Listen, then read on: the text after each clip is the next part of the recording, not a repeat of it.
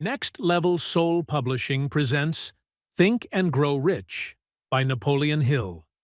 Read by William Sterling. Introduction: The Alchemy of Thought and Wealth.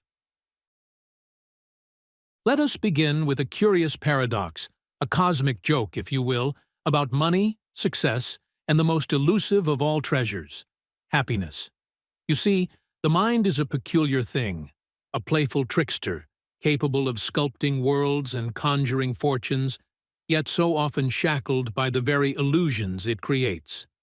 We chase after riches as though they were some enchanted elixir, believing that once we grasp them, we shall finally be free. But, my dear reader, have you not noticed?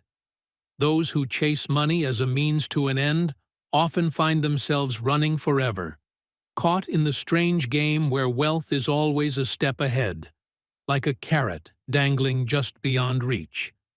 And yet, here we have before us a book, Think and Grow Rich, which has whispered its secrets to the ambitious, the seekers, the dreamers, and the empire builders for nearly a century. It is not merely a book about accumulating riches, but a guide to something far greater: the mastery of the mind, the transmutation of thought into reality, and the alignment of one's deepest desires with the unfolding of life itself. In this Next Level Soul edition, we invite you to go beyond merely absorbing Hill's wisdom and to apply it, consciously, deliberately, and with the full force of your being. Each chapter is not just a collection of ideas, but a gateway to transformation. To deepen your experience, we have distilled each chapter into a summary of key insights, so you can grasp the essence of Hill's teachings, action items, practical steps to integrate these principles into your daily life, and key takeaways. The hidden jewels, the alchemical formulas for transmuting thought into wealth, both material and spiritual. For you see, true wealth is not merely the jingling of coins in one's pocket, nor the accumulation of lifeless numbers in a bank account. No, wealth, in its highest form, is energy, directed with intention, aligned with purpose, and expressed with joy. Napoleon Hill's Think and Grow Rich is not about money alone. It is about abundance in all its forms, the richness of thought, the wealth of creativity, the currency of love, and the true affluence of the soul.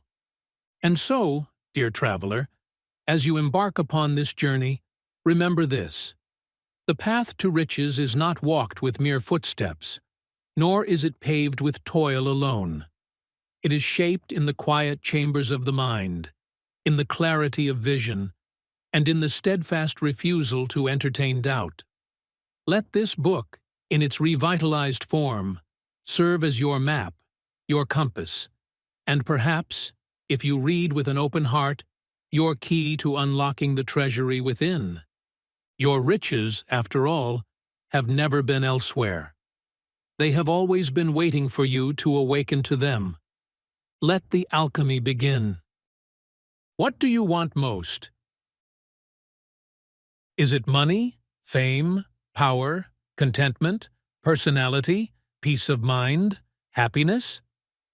The 13 steps to riches described in this book offer the shortest dependable philosophy of individual achievement ever presented for the benefit of the man or woman who is searching for a definite goal in life.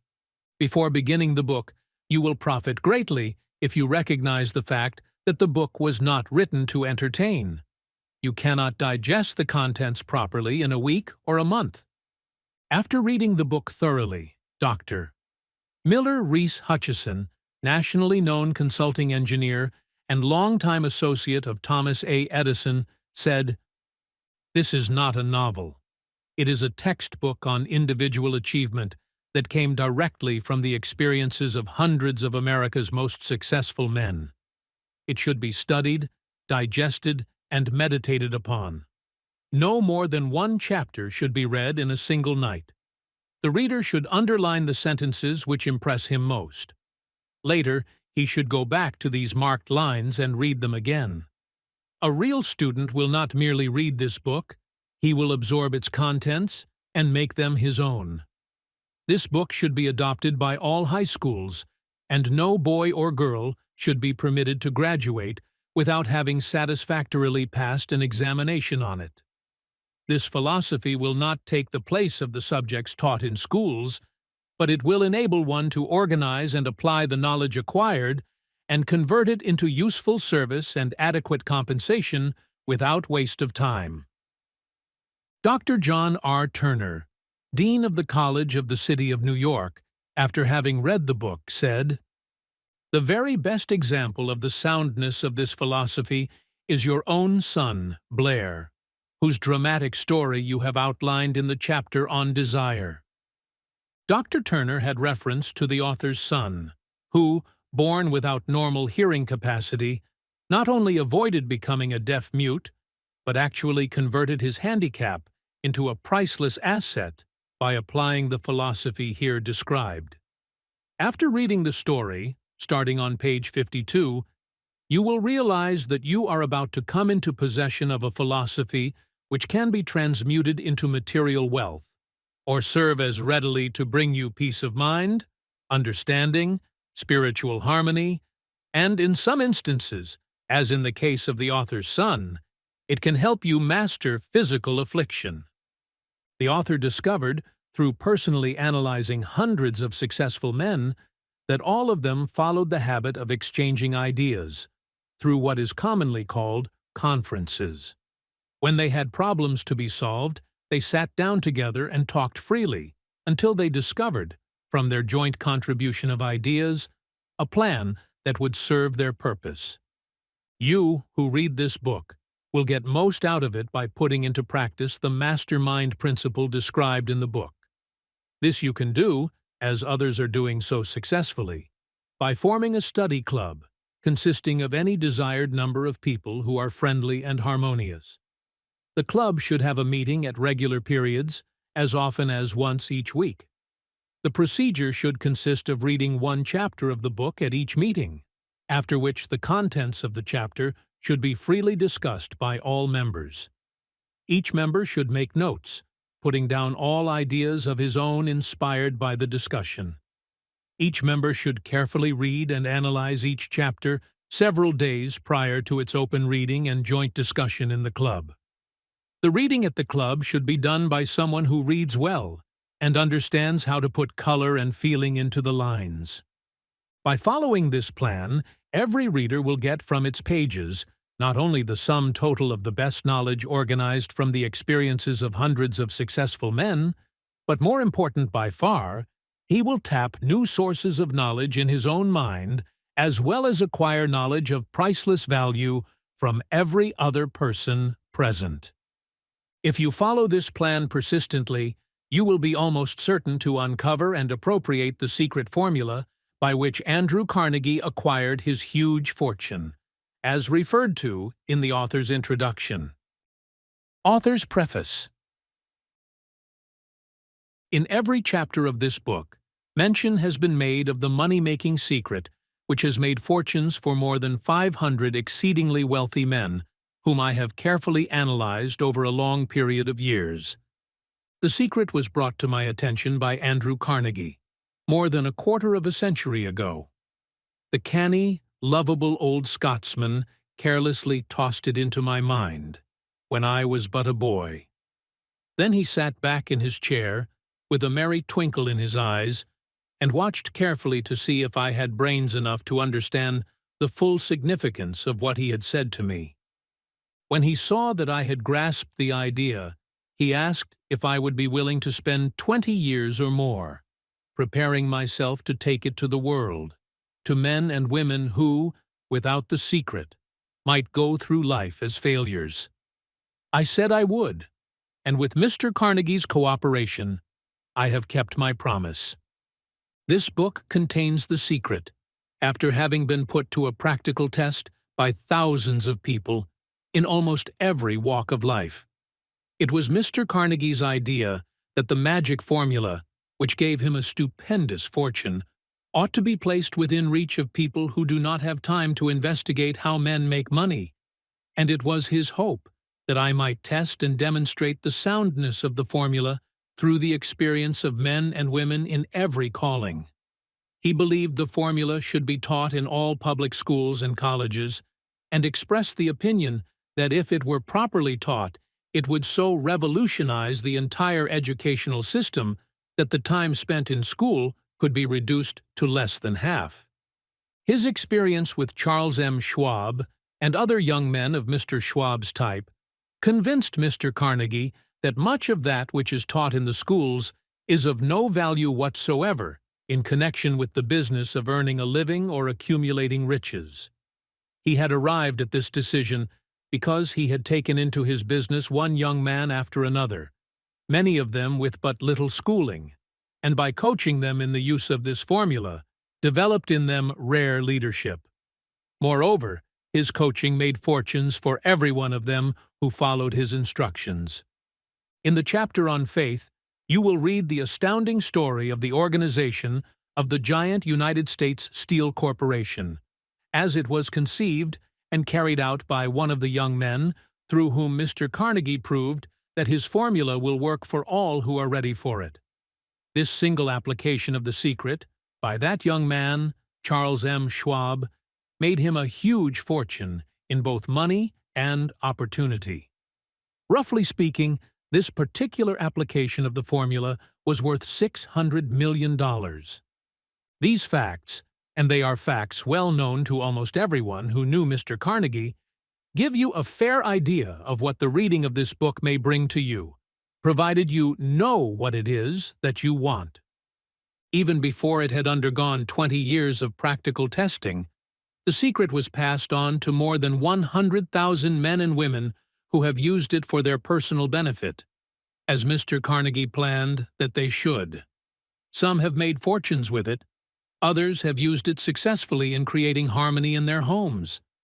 A clergyman used it so effectively that it brought him an income of upwards of $75,000 a year. Arthur Nash, a Cincinnati tailor, used his near-bankrupt business as a guinea pig on which to test the formula.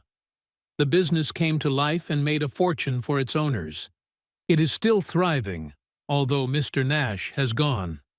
The experiment was so unique that newspapers and magazines gave it more than $1 million worth of laudatory publicity. The secret was passed on to Stuart Austin Wire of Dallas, Texas. He was ready for it, so ready that he gave up his profession and studied law. Did he succeed? That story is told too. I gave the secret to Jennings Randolph the day he graduated from college, and he has used it so successfully that he is now serving his third term as a member of Congress, with an excellent opportunity to keep on using it until it carries him to the White House. While serving as advertising manager of the La Salle Extension University, when it was little more than a name, I had the privilege of seeing J.G. Chaplin, president of the university, use the formula so effectively that he has since made the La Salle one of the great extension schools of the country. The secret to which I refer has been mentioned no fewer than 100 times throughout this book. It has not been directly named, for it seems to work more successfully when it is merely uncovered and left in sight, where those who are ready and searching for it may pick it up. That is why Mr. Carnegie tossed it to me so quietly, without giving me its specific name. If you are ready to put it to use, you will recognize this secret at least once in every chapter. I wish I might feel privileged to tell you how you will know if you are ready, but that would deprive you of much of the benefit you will receive when you make the discovery in your own way. While this book was being written, my own son, who was then finishing the last year of his college work, picked up the manuscript of Chapter 2, read it, and discovered the secret for himself. He used the information so effectively that he went directly into a responsible position at a beginning salary greater than the average man ever earns. His story has been briefly described in Chapter 2. When you read it, Perhaps you will dismiss any feeling you may have had at the beginning of the book, that it promised too much. And, too, if you have ever been discouraged, if you have had difficulties to surmount which took the very soul out of you, if you have tried and failed, if you were ever handicapped by illness or physical affliction, this story of my son's discovery and use of the Carnegie formula may prove to be the oasis in the desert of lost hope, for which you have been searching. This secret was extensively used by President Woodrow Wilson during the World War. It was passed on to every soldier who fought in the war, carefully wrapped in the training received before going to the front. President Wilson told me it was a strong factor in raising the funds needed for the war.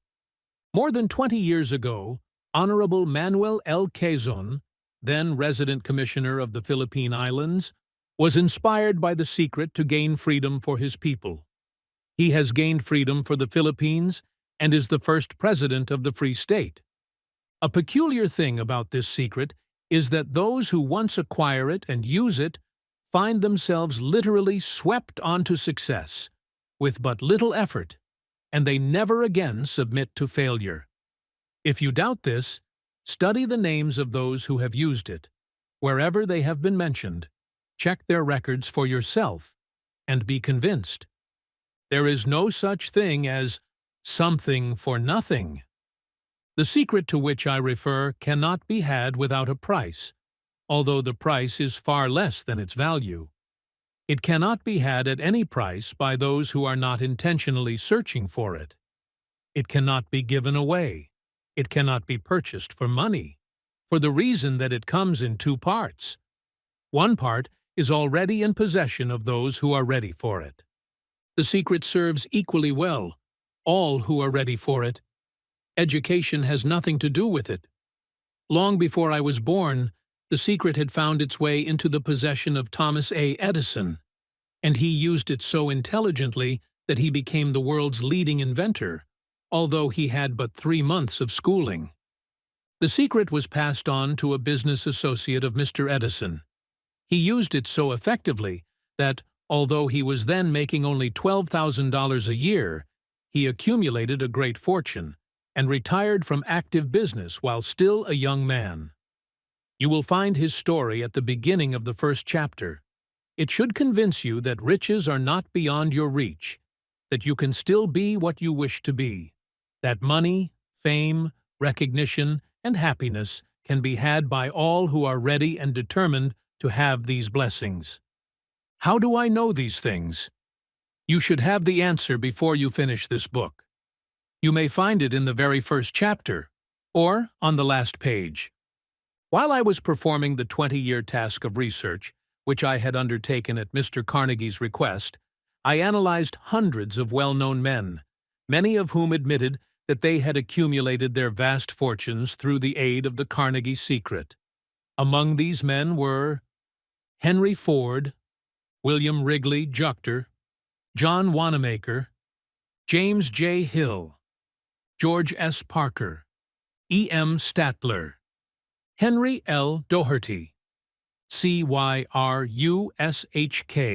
Curtis, George Eastman, Theodore Roosevelt, John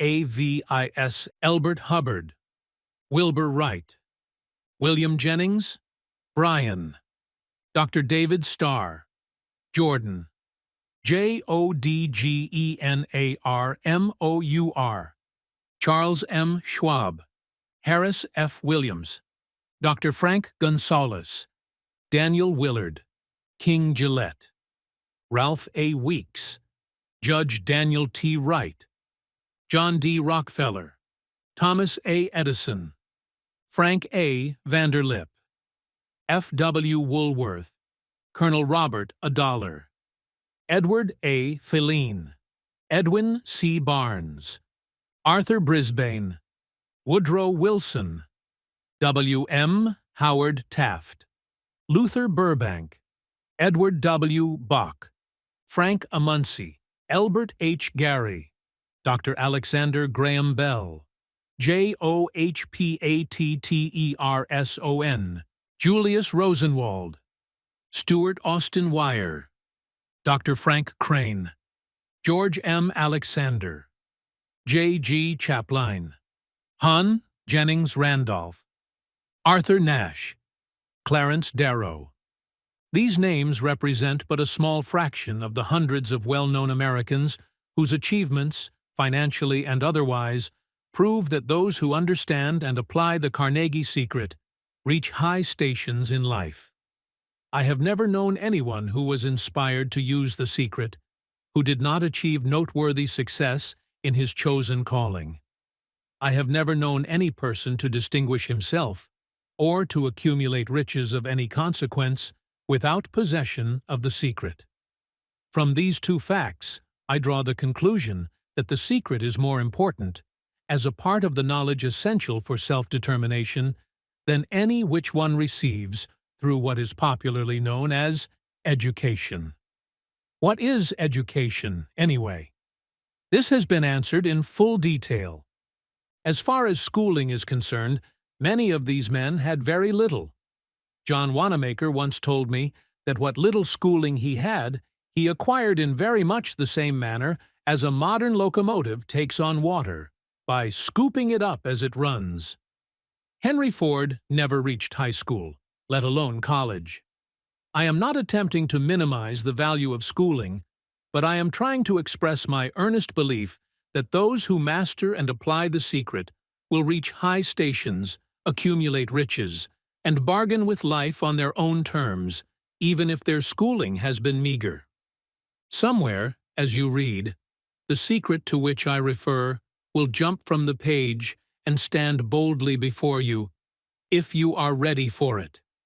When it appears, you will recognize it. Whether you receive the sign in the first or the last chapter, stop for a moment when it presents itself, and turn down a glass, for that occasion will mark the most important turning point of your life.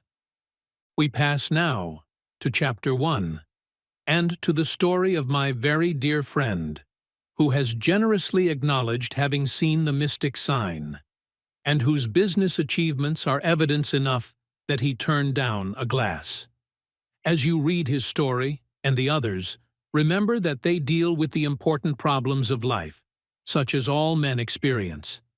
The problems arising from one's endeavor to earn a living, to find hope, courage, contentment, and peace of mind, to accumulate riches, and to enjoy freedom of body and spirit.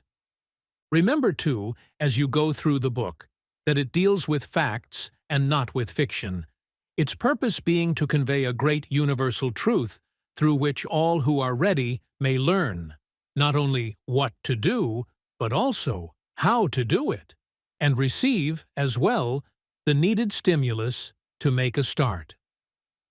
As a final word of preparation, before you begin the first chapter, may I offer one brief suggestion which may provide a clue by which the Carnegie secret may be recognized? It is this: all achievement, all earned riches, have their beginning in an idea. If you are ready for the secret, you already possess one half of it. Therefore, you will readily recognize the other half the moment it reaches your mind. Napoleon Hill. Chapter 1. Introduction. The Power of Thought. The Man Who Thought. His Way into Partnership with Thomas A. Edison. Truly, thoughts are things, and powerful things at that, when they are mixed with definiteness of purpose, persistence, and a burning desire for their translation into riches or other material objects. A little more than 30 years ago, Edwin C. Barnes discovered how true it is that men really do think and grow rich. His discovery did not come about at one sitting. It came little by little, beginning with a burning desire to become a business associate of the great Edison. One of the chief characteristics of Barnes's desire was that it was definite. He wanted to work with Edison, not for him. Observe, carefully, the description of how he went about translating his desire into reality, and you will have a better understanding of the 13 principles which lead to riches. When this desire, or impulse of thought, first flashed into his mind, he was in no position to act upon it. Two difficulties stood in his way. He did not know Mr. Edison, and he did not have enough money to pay his railroad fare to Orange, New Jersey. These difficulties were sufficient to have discouraged the majority of men from making any attempt to carry out the desire. But his was no ordinary desire. He was so determined to find a way to carry out his desire that he finally decided to travel by blind baggage rather than be defeated. To the uninitiated, this means that he went to East Orange on a freight train. He presented himself at Mr. Edison's laboratory and announced he had come to go into business with the inventor. In speaking of the first meeting between Barnes and Edison years later, Mr. Edison said, "He stood there before me, looking like an ordinary tramp, but there was something in the expression of his face which conveyed the impression that he was determined to get what he had come after. I had learned, from years of experience with men, that when a man really desires a thing so deeply that he is willing to stake his entire future on a single turn of the wheel in order to get it, he is sure to win. I gave him the opportunity he asked for because I saw he had made up his mind to stand by until he succeeded. Subsequent events proved that no mistake was made." Just what young Barnes said to Mr. Edison on that occasion was far less important than that which he thought. Edison himself said so. It could not have been the young man's appearance which got him his start in the Edison office, for that was definitely against him. It was what he thought that counted. If the significance of this statement could be conveyed to every person who reads it, there would be no need for the remainder of this book. Barnes did not get his partnership with Edison on his first interview. He did get a chance to work in the Edison offices, at a very nominal wage, doing work that was unimportant to Edison, but most important to Barnes, because it gave him an opportunity to display his merchandise where his intended partner could see it. Months went by. Apparently, nothing happened to bring the coveted goal which Barnes had set up in his mind as his definite major purpose. But something important was happening in Barnes's mind. He was constantly intensifying his desire to become the business associate of Edison. Psychologists have correctly said that when one is truly ready for a thing, it puts in its appearance. Barnes was ready for a business association with Edison. Moreover, he was determined to remain ready until he got that which he was seeking. He did not say to himself, "Ah, well, what's the use? I guess I'll change my mind and try for a salesman's job." But he did say, "I came here to go into business with Edison, and I'll accomplish this end if it takes the remainder of my life." He meant it. What a different story men would have to tell if only they would adopt a definite purpose and stand by that purpose until it had time to become an all-consuming obsession. Maybe young Barnes did not know it at the time, but his bulldog determination, his persistence in standing back of a single desire, was destined to mow down all opposition and bring him the opportunity he was seeking. When the opportunity came, it appeared in a different form, and from a different direction than Barnes had expected. That is one of the tricks of opportunity. It has a sly habit of slipping in by the back door, and often it comes disguised in the form of misfortune or temporary defeat. Perhaps this is why so many fail to recognize opportunity. Mr. Edison had just perfected a new office device, known at that time as the Edison dictating machine, now the Ediphone. His salesmen were not enthusiastic over the machine. They did not believe it could be sold without great effort. Barnes saw his opportunity. It had crawled in quietly, hidden in a queer-looking machine which interested no one but Barnes and the inventor. Barnes knew he could sell the Edison dictating machine. He suggested this to Edison and promptly got his chance. he did sell the machine. In fact, he sold it so successfully that Edison gave him a contract to distribute and market it all over the nation. Out of that business association grew the slogan, "Made by Edison and installed by Barnes." The business alliance has been in operation for more than 30 years. Out of it, Barnes has made himself rich in money. But he has done something infinitely greater. He has proved that one really may think and grow rich. How much actual cash that original desire of Barnes's has been worth to him, I have no way of knowing.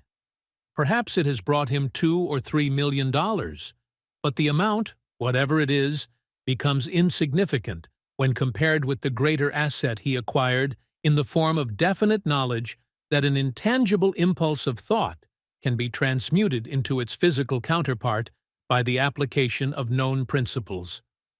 Barnes literally thought himself into a partnership with the great Edison. He thought himself into a fortune. He had nothing to start with except the capacity to know what he wanted, and the determination to stand by that desire until he realized it. He had no money to begin with. He had but little education. He had no influence. But he did have initiative, faith, and the will to win. With these intangible forces, he made himself #1 man with the greatest inventor who ever lived. Now, let us look at a different situation and study a man who had plenty of tangible evidence of riches, but lost it because he stopped 3 feet short of the goal he was seeking. 3 feet from gold. One of the most common causes of failure is the habit of quitting when one is overtaken by temporary defeat. Every person is guilty of this mistake at one time or another. An uncle of R.U. Darby was caught by the gold fever in the gold rush days and went west to dig and grow rich. He had never heard that more gold has been mined from the brains of men than has ever been taken from the earth. He staked a claim and went to work with pick and shovel. The going was hard, but his lust for gold was definite. After weeks of labor, he was rewarded by the discovery of the shining ore. He needed machinery to bring the ore to the surface. Quietly, he covered up the mine, retraced his footsteps to his home in Williamsburg, Maryland, told his relatives and a few neighbors of the strike. They got together money for the needed machinery, had it shipped. The uncle and Darby went back to work the mine. The first car of ore was mined and shipped to a smelter. The returns proved they had one of the richest mines in Colorado. A few more cars of that ore would clear the debts. Then would come the big killing in profits. Down went the drills. Up went the hopes of Darby and uncle. Then something happened. The vein of gold ore disappeared. They had come to the end of the rainbow, and the pot of gold was no longer there. They drilled on, desperately trying to pick up the vein again, all to no avail. Finally, they decided to quit. They sold the machinery to a junk man for a few $100s and took the train back home. Some junk men are dumb, but not this one. He called in a mining engineer to look at the mine and do a little calculating.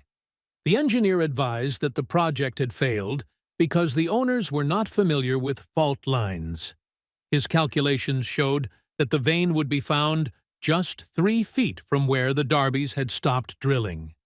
That is exactly where it was found. The junk man took millions of dollars in ore from the mine because he knew enough to seek expert counsel before giving up.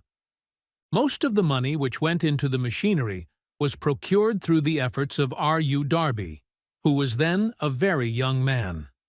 The money came from his relatives and neighbors because of their faith in him. He paid back every dollar of it, although he was years in doing so. Long afterward, Mr. Darby recouped his loss many times over when he made the discovery that desire can be transmuted into gold. The discovery came after he went into the business of selling life insurance, remembering that he lost a huge fortune Because he stopped 3 feet from gold, Darby profited by the experience in his chosen work, by the simple method of saying to himself, "I stopped 3 feet from gold, but I will never stop because men say no when I ask them to buy insurance." Darby is one of a small group of fewer than 50 men who sell more than $1 million in life insurance annually. He owes his stickability to the lesson he learned from his quitability in the gold mining business. Before success comes in any man's life, he is sure to meet with much temporary defeat, and, perhaps, some failure. When defeat overtakes a man, the easiest and most logical thing to do is to quit. That is exactly what the majority of men do. More than 500 of the most successful men this country has ever known told the author their greatest success came just one step beyond the point at which defeat had overtaken them. Failure is a trickster with a keen sense of irony and cunning. It takes great delight in tripping one when success is almost within reach. A 50-cent lesson in persistence.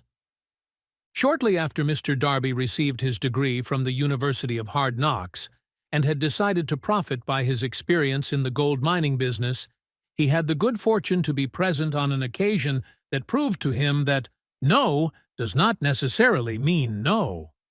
One afternoon he was helping his uncle grind wheat in an old-fashioned mill. The uncle operated a large farm on which a number of colored sharecrop farmers lived. Quietly, the door was opened, and a small colored child, the daughter of a tenant, walked in and took her place near the door. The uncle looked up, saw the child, and barked at her roughly.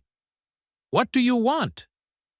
Meekly, the child replied, "My mammies say, send her 50 cents.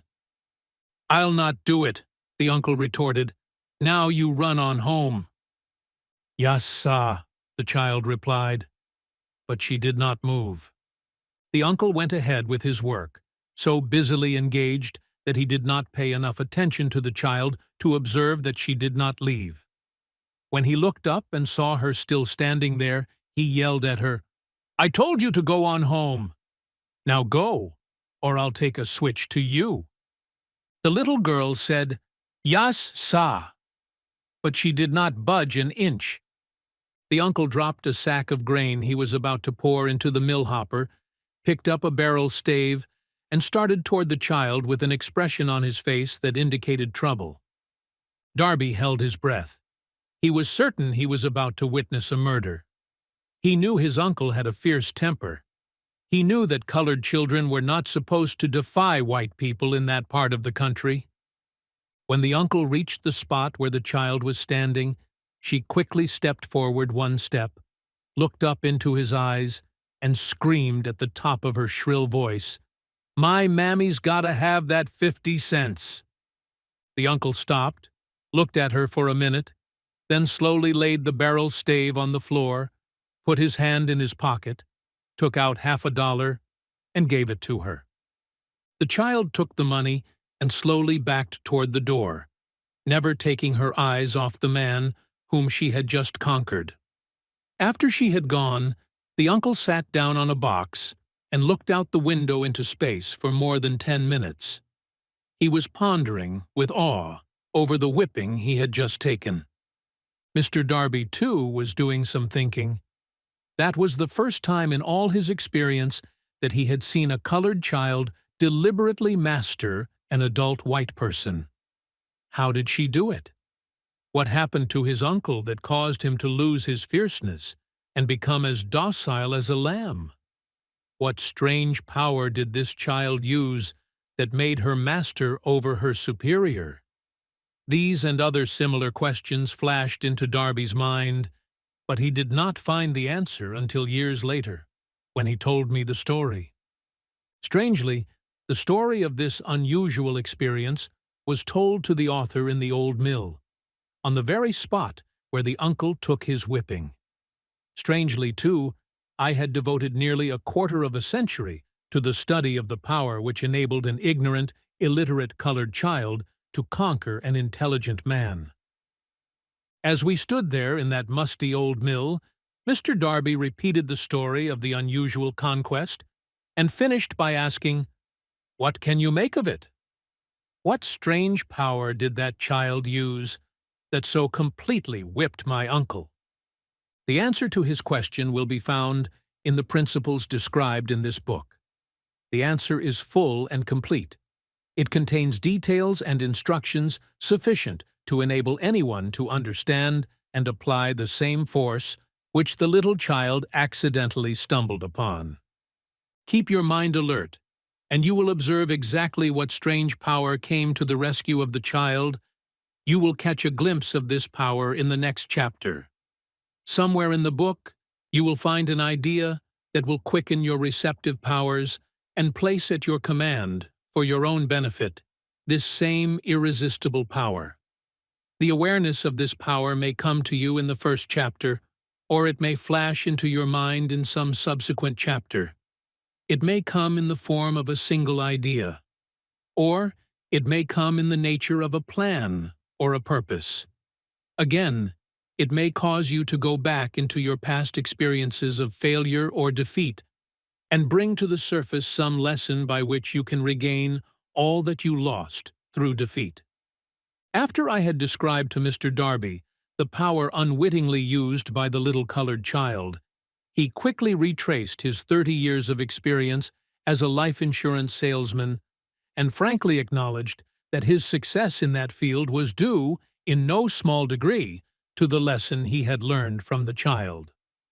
Mr. Darby pointed out, "Every time a prospect tried to bow me out without buying, I saw that child standing there in the old mill, her big eyes glaring in defiance, and I said to myself, I've got to make this sale." The better portion of all sales I have made were made after people had said no.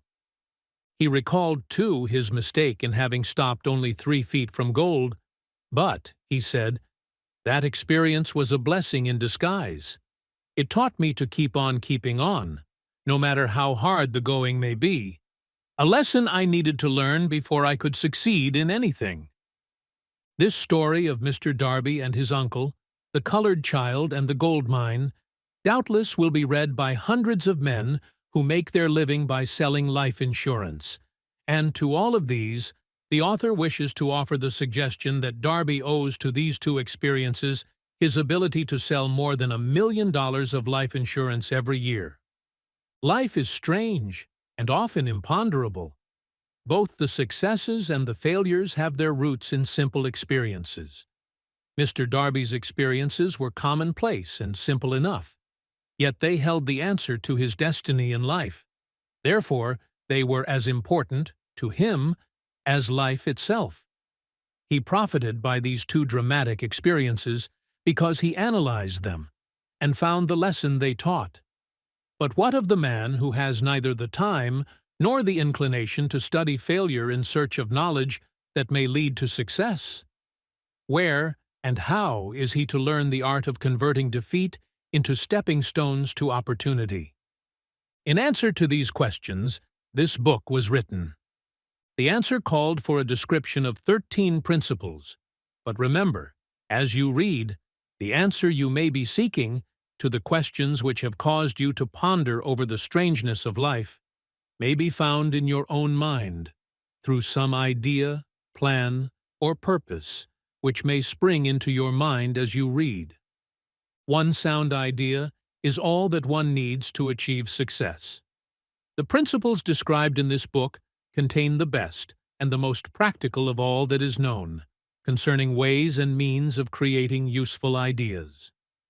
Before we go any further in our approach to the description of these principles, we believe you are entitled to receive this important suggestion. When riches begin to come, they come so quickly, in such great abundance, that one wonders where they have been hiding during all those lean years. This is an astounding statement, and all the more so when we take into consideration the popular belief that riches come only to those who work hard and long. When you begin to think and grow rich, you will observe that riches begin with a state of mind, with definiteness of purpose, with little or no hard work. You and every other person ought to be interested in knowing how to acquire that state of mind, which will attract riches. I spent 25 years in research, analyzing more than 25,000 people, because I too wanted to know how wealthy men become that way. Without that research, this book could not have been written. Here take notice of a very significant truth, viz., the business depression started in 1929 and continued on to an all-time record of destruction until sometime after President Roosevelt entered office. Then the depression began to fade into nothingness. Just as an electrician in a theater raises the lights so gradually that darkness is transmuted into light before you realize it, so did the spell of fear in the minds of the people gradually fade away and become faith. Observe very closely. As soon as you master the principles of this philosophy and begin to follow the instructions for applying those principles, your financial status will begin to improve, and everything you touch will begin to transmute itself into an asset for your benefit. Impossible? Not at all. One of the main weaknesses of mankind is the average man's familiarity with the word impossible. He knows all the rules which will not work. He knows all the things which cannot be done. This book was written for those who seek the rules which have made others successful and are willing to stake everything on those rules. A great many years ago, I purchased a fine dictionary. The first thing I did with it was to turn to the word impossible and neatly clip it out of the book. That would not be an unwise thing for you to do. Success comes to those who become success conscious. Failure comes to those who indifferently allow themselves to become failure conscious. The object of this book is to help all who seek it, to learn the art of changing their minds from failure consciousness to success consciousness. Another weakness found in altogether too many people is the habit of measuring everything and everyone by their own impressions and beliefs. Some who will read this will believe that no one can think and grow rich. They cannot think in terms of riches because their thought habits have been steeped in poverty, want, misery, failure, and defeat. These unfortunate people remind me of a prominent Chinese who came to America to be educated in American ways. He attended the University of Chicago. One day, President Harper met this young Oriental on the campus, stopped to chat with him for a few minutes, and asked what had impressed him as being the most noticeable characteristic of the American people. "Why," the Chinaman exclaimed, "the queer slant of your eyes. Your eyes are off slant. What do we say about the Chinese? We refuse to believe that which we do not understand. We foolishly believe that our own limitations are the proper measure of limitations. Sure, the other fellow's eyes are off slant, because they are not the same as our own." Millions of people look at the achievements of Henry Ford after he has arrived and envy him because of his good fortune, or luck, or genius, or whatever it is that they credit for Ford's fortune. Perhaps one person in every 100,000 knows the secret of Ford's success, and those who do know are too modest or too reluctant to speak of it because of its simplicity. A single transaction will illustrate the secret perfectly. A few years back, Ford decided to produce his now famous V8 motor. He chose to build an engine with the entire 8 cylinders cast in one block, and instructed his engineers to produce a design for the engine. The design was placed on paper, but the engineers agreed, to a man, that it was simply impossible to cast an 8-cylinder gas engine block in one piece. Ford said, "Produce it anyway." "But," they replied, "it's impossible." "Go ahead," Ford commanded, "and stay on the job until you succeed, no matter how much time is required." The engineers went ahead. There was nothing else for them to do if they were to remain on the Ford staff. 6 months went by, nothing happened. Another 6 months passed, and still nothing happened. The engineers tried every conceivable plan to carry out the orders, but the thing seemed out of the question. Impossible. At the end of the year, Ford checked with his engineers, and again they informed him they had found no way to carry out his orders. "Go right ahead," said Ford. "I want it, and I'll have it." They went ahead, and then, as if by a stroke of magic, the secret was discovered. The Ford determination had won once more. This story may not be described with minute accuracy, but the sum and substance of it is correct. Deduce from it, you who wish to think and grow rich, the secret of the Ford millions, if you can. You'll not have to look very far. Henry Ford is a success because he understands and applies the principles of success. One of these is desire, knowing what one wants. Remember this Ford story as you read, and pick out the lines in which the secret of his stupendous achievement have been described. If you can do this, if you can lay your finger on the particular group of principles which made Henry Ford rich, you can equal his achievements in almost any calling for which you are suited. You are the master of your fate, the captain of your soul, because when Henley wrote the prophetic lines, "I am the master of my fate, I am the captain of my soul," he should have informed us that we are the masters of our fate, the captains of our souls, because we have the power to control our thoughts.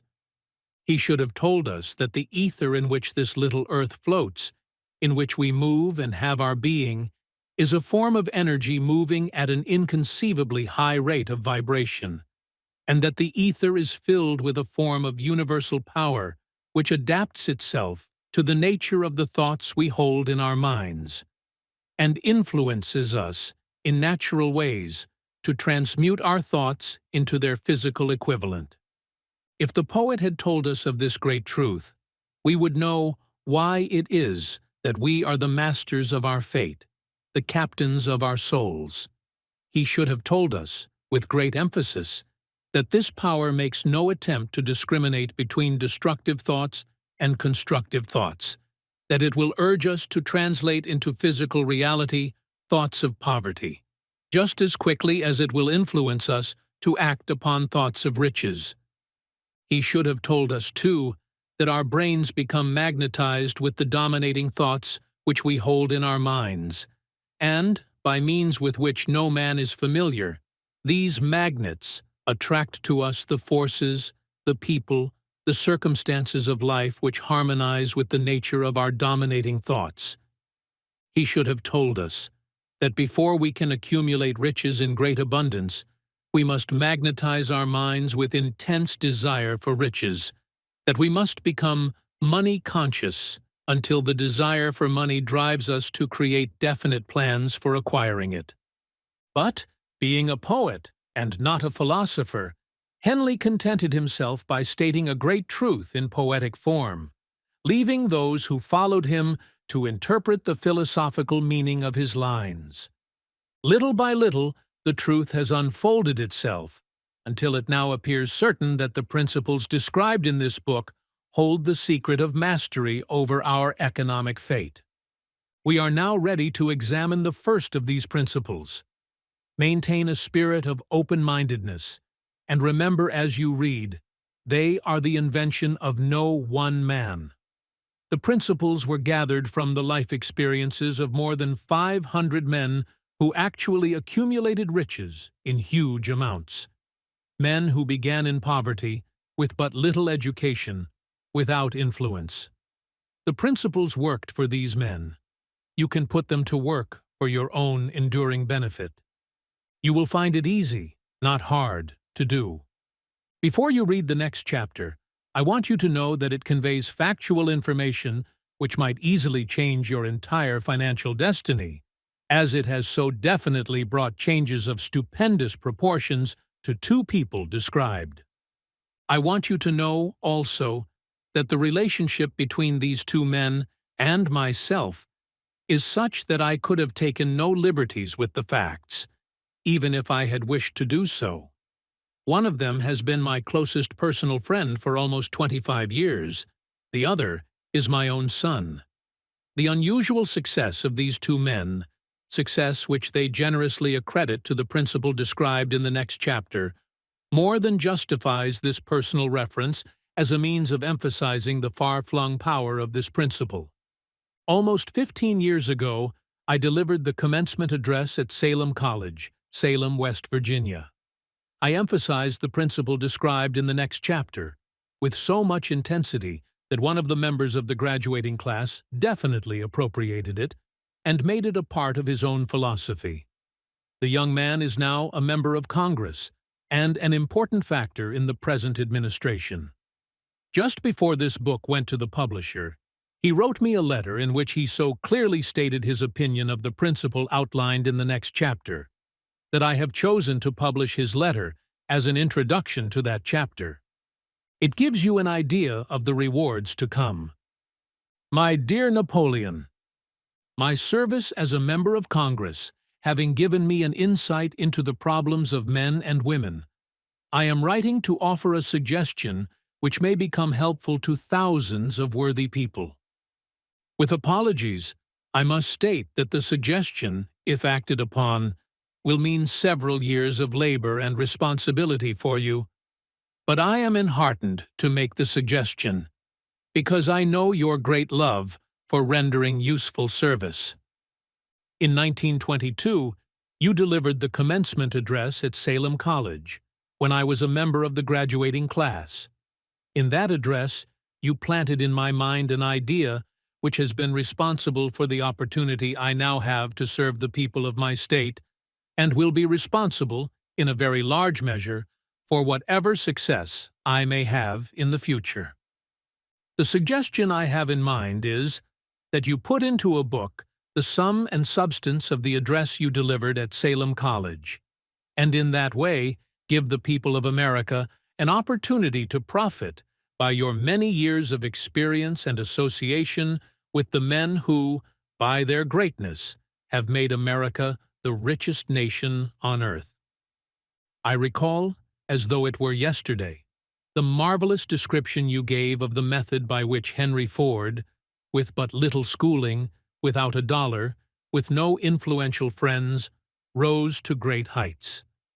I made up my mind then, even before you had finished your speech, that I would make a place for myself, no matter how many difficulties I had to surmount.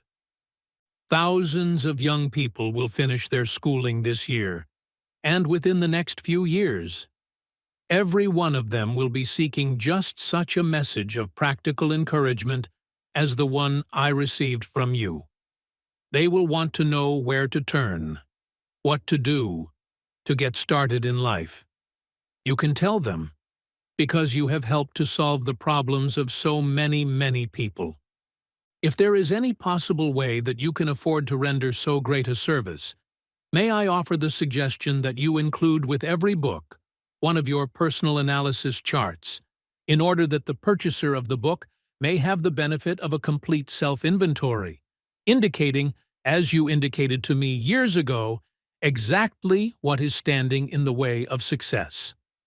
Such a service as this, providing the readers of your book with a complete, unbiased picture of their faults and their virtues, would mean to them the difference between success and failure. The service would be priceless. Millions of people are now facing the problem of staging a comeback because of the Depression, and I speak from personal experience when I say, I know these earnest people would welcome the opportunity to tell you their problems and to receive your suggestions for the solution. You know the problems of those who face the necessity of beginning all over again. There are thousands of people in America today who would like to know how they can convert ideas into money, people who must start at scratch, without finances, and recoup their losses. If anyone can help them, you can. If you publish the book, I would like to own the first copy that comes from the press, personally autographed by you. With best wishes, believe me. Cordially yours, Jennings Randolph. Summary. Everything begins with a thought.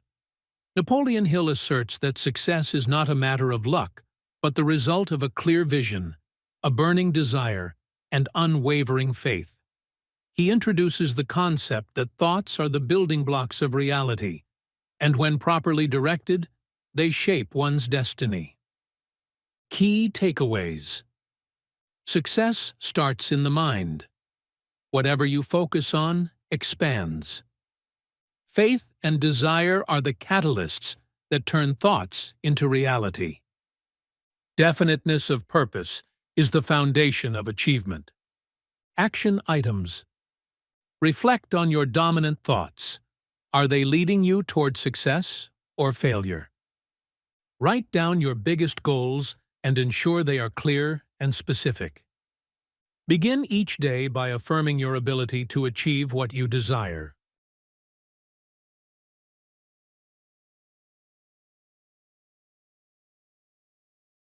Chapter 2. Desire.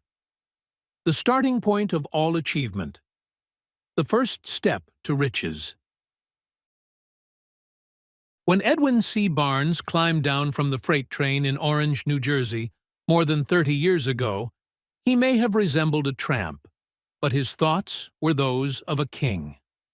As he made his way from the railroad tracks to Thomas Edison's office, his mind was at work. He saw himself standing in Edison's presence. He heard himself asking Mr. Edison for an opportunity to carry out the one consuming obsession of his life, a burning desire to become the business associate of the great inventor. Barnes's desire was not a hope. It was not a wish. It was a keen, pulsating desire which transcended everything else. It was definite. The desire was not new when he approached Edison. It had been Barnes's dominating desire for a long time. In the beginning, when the desire first appeared in his mind, it may have been, probably was, only a wish, but it was no mere wish when he appeared before Edison with it. A few years later, Edwin C. Barnes again stood before Edison, in the same office where he first met the inventor. This time his desire had been translated into reality. He was in business with Edison. The dominating dream of his life had become a reality. Today, people who know Barnes envy him because of the break life yielded him. They see him in the days of his triumph, without taking the trouble to investigate the cause of his success. Barnes succeeded because he chose a definite goal, placed all his energy, all his willpower, all his effort, everything back of that goal. He did not become the partner of Edison the day he arrived. He was content to start in the most menial work, as long as it provided an opportunity to take even one step toward his cherished goal. 5 years passed before the chance he had been seeking made its appearance. During all those years, not one ray of hope, not one promise of attainment of his desire had been held out to him. To everyone, except himself, he appeared only another cog in the Edison business wheel. But in his own mind, he was the partner of Edison every minute of the time, from the very day that he first went to work there. It is a remarkable illustration of the power of a definite desire. Barnes won his goal because he wanted to be a business associate of Mr. Edison, more than he wanted anything else. He created a plan by which to attain that purpose. But he burned all bridges behind him. He stood by his desire until it became the dominating obsession of his life. And, finally, a fact. When he went to Orange, he did not say to himself, "I will try to induce Edison to give me a job of some sort." He said, "I will see Edison, and put him on notice that I have come to go into business with him."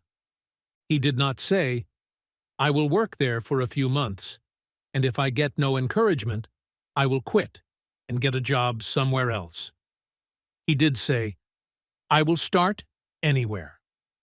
I will do anything Edison tells me to do, but before I am through, I will be his associate." He did not say, "I will keep my eyes open for another opportunity in case I fail to get what I want in the Edison organization." He said, "There is but one thing in this world that I am determined to have, and that is a business association with Thomas A. Edison. I will burn all bridges behind me and stake my entire future on my ability to get what I want." He left himself no possible way of retreat. He had to win or perish. That is all there is to the Barnes story of success. A long while ago, a great warrior faced a situation which made it necessary for him to make a decision which ensured his success on the battlefield. He was about to send his armies against a powerful foe, whose men outnumbered his own. He loaded his soldiers into boats, sailed to the enemy's country, unloaded soldiers and equipment, then gave the order to burn the ships that had carried them. Addressing his men before the first battle, he said, "You see the boats going up in smoke. That means that we cannot leave these shores alive unless we win. We now have no choice. We win, or we perish." They won. Every person who wins in any undertaking must be willing to burn his ships and cut all sources of retreat. Only by so doing can one be sure of maintaining that state of mind known as a burning desire to win, essential to success. The morning after the Great Chicago Fire, a group of merchants stood on State Street, looking at the smoking remains of what had been their stores. They went into a conference to decide if they would try to rebuild or leave Chicago and start over in a more promising section of the country. They reached a decision, all except one, to leave Chicago. The merchant who decided to stay and rebuild pointed a finger at the remains of his store and said, "Gentlemen, on that very spot, I will build the world's greatest store, no matter how many times it may burn down."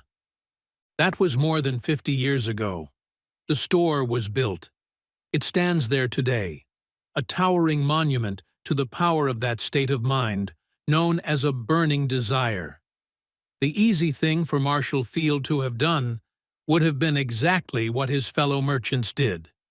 When the going was hard and the future looked dismal, they pulled up and went where the going seemed easier. Mark well this difference between Marshall Field and the other merchants, because it is the same difference which distinguishes Edwin C. Barnes from thousands of other young men who have worked in the Edison organization. It is the same difference which distinguishes practically all who succeed from those who fail.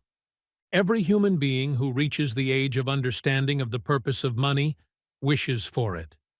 Wishing will not bring riches, but desiring riches with a state of mind that becomes an obsession, then planning definite ways and means to acquire riches, and backing those plans with persistence, which does not recognize failure, will bring riches.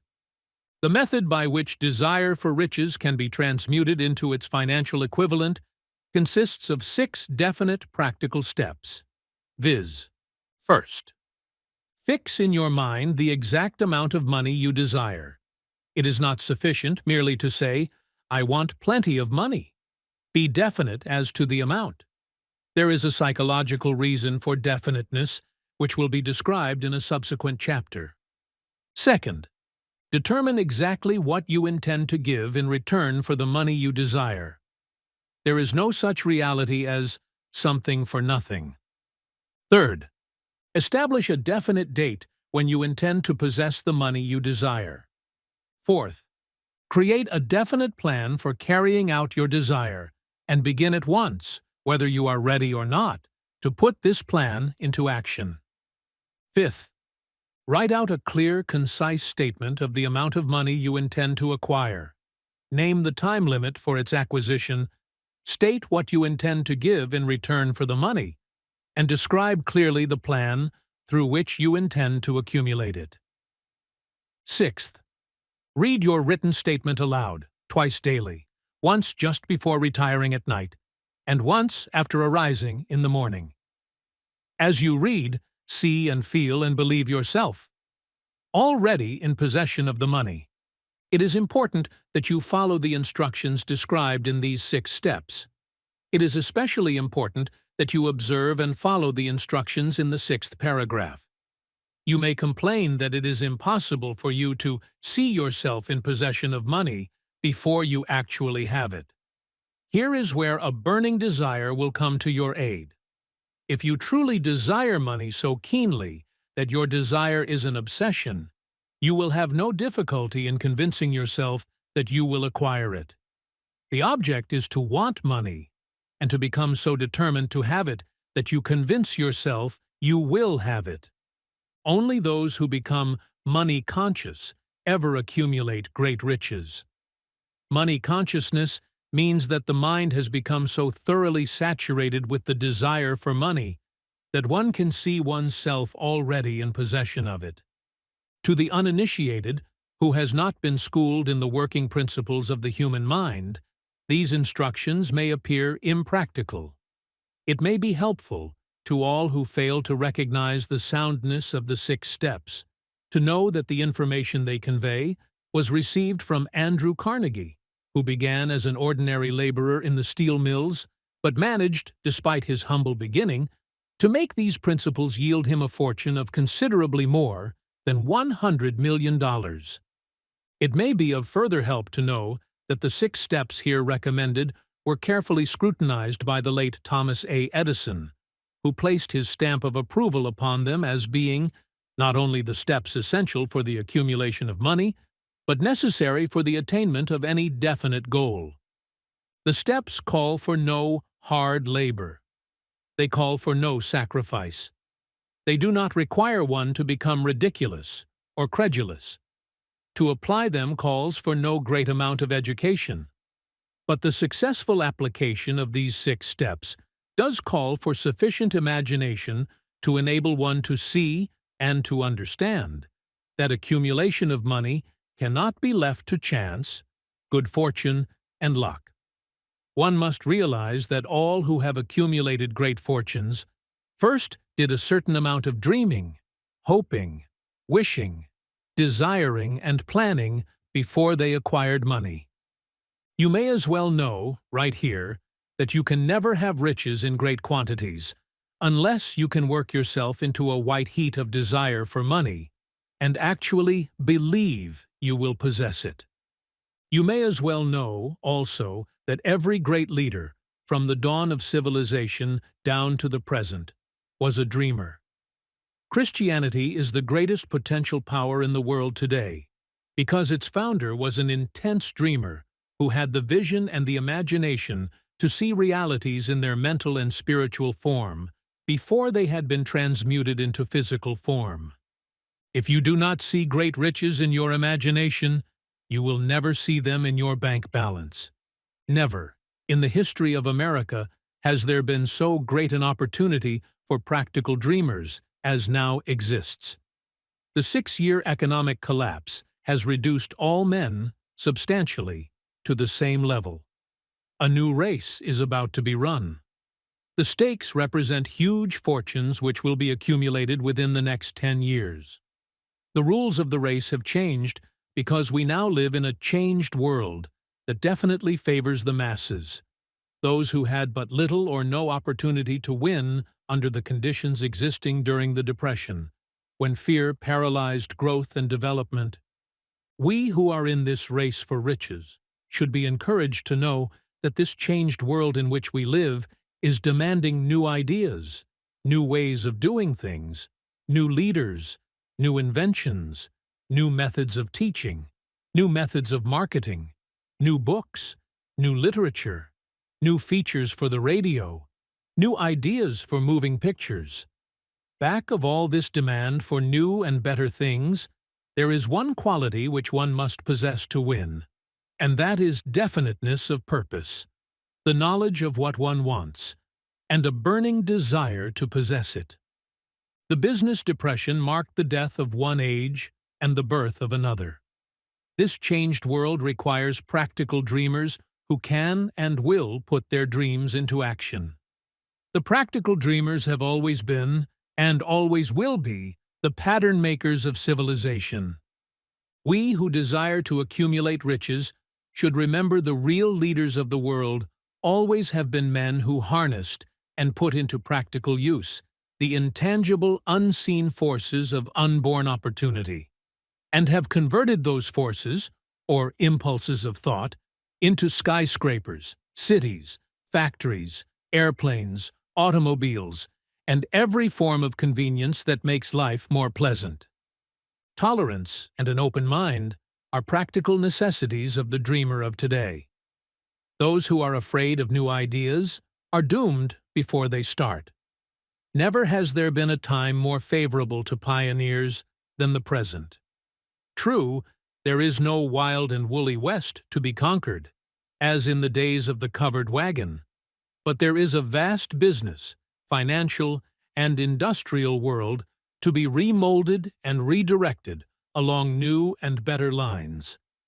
In planning to acquire your share of the riches, let no one influence you to scorn the dreamer. To win the big stakes in this changed world, you must catch the spirit of the great pioneers of the past, whose dreams have given to civilization all that it has of value. The spirit which serves as the lifeblood of our own country, your opportunity and mine, to develop and market our talents. Let us not forget, Columbus dreamed of an unknown world, staked his life on the existence of such a world, and discovered it. Copernicus, the great astronomer, dreamed of a multiplicity of worlds, and revealed them. No one denounced him as impractical after he had triumphed. Instead, the world worshipped at his shrine, thus proving once more that success requires no apologies. Failure permits no alibis. If the thing you wish to do is right, and you believe in it, go ahead and do it. Put your dream across, and never mind what they say if you meet with temporary defeat, for they, perhaps, do not know that every failure brings with it the seed of an equivalent success. Henry Ford, poor and uneducated, dreamed of a horseless carriage, went to work with what tools he possessed, without waiting for opportunity to favor him, and now evidence of his dream belts the entire earth. He has put more wheels into operation than any man who ever lived, because he was not afraid to back his dreams. Thomas Edison dreamed of a lamp that could be operated by electricity, began where he stood to put his dream into action, and despite more than 10,000 failures, he stood by that dream until he made it a physical reality. Practical dreamers do not quit. Whelan dreamed of a chain of cigar stores, transformed his dream into action, and now the United Cigar Stores occupy the best corners in America. Lincoln dreamed of freedom for the black slaves, put his dream into action, and barely missed living to see a united North and South translate his dream into reality.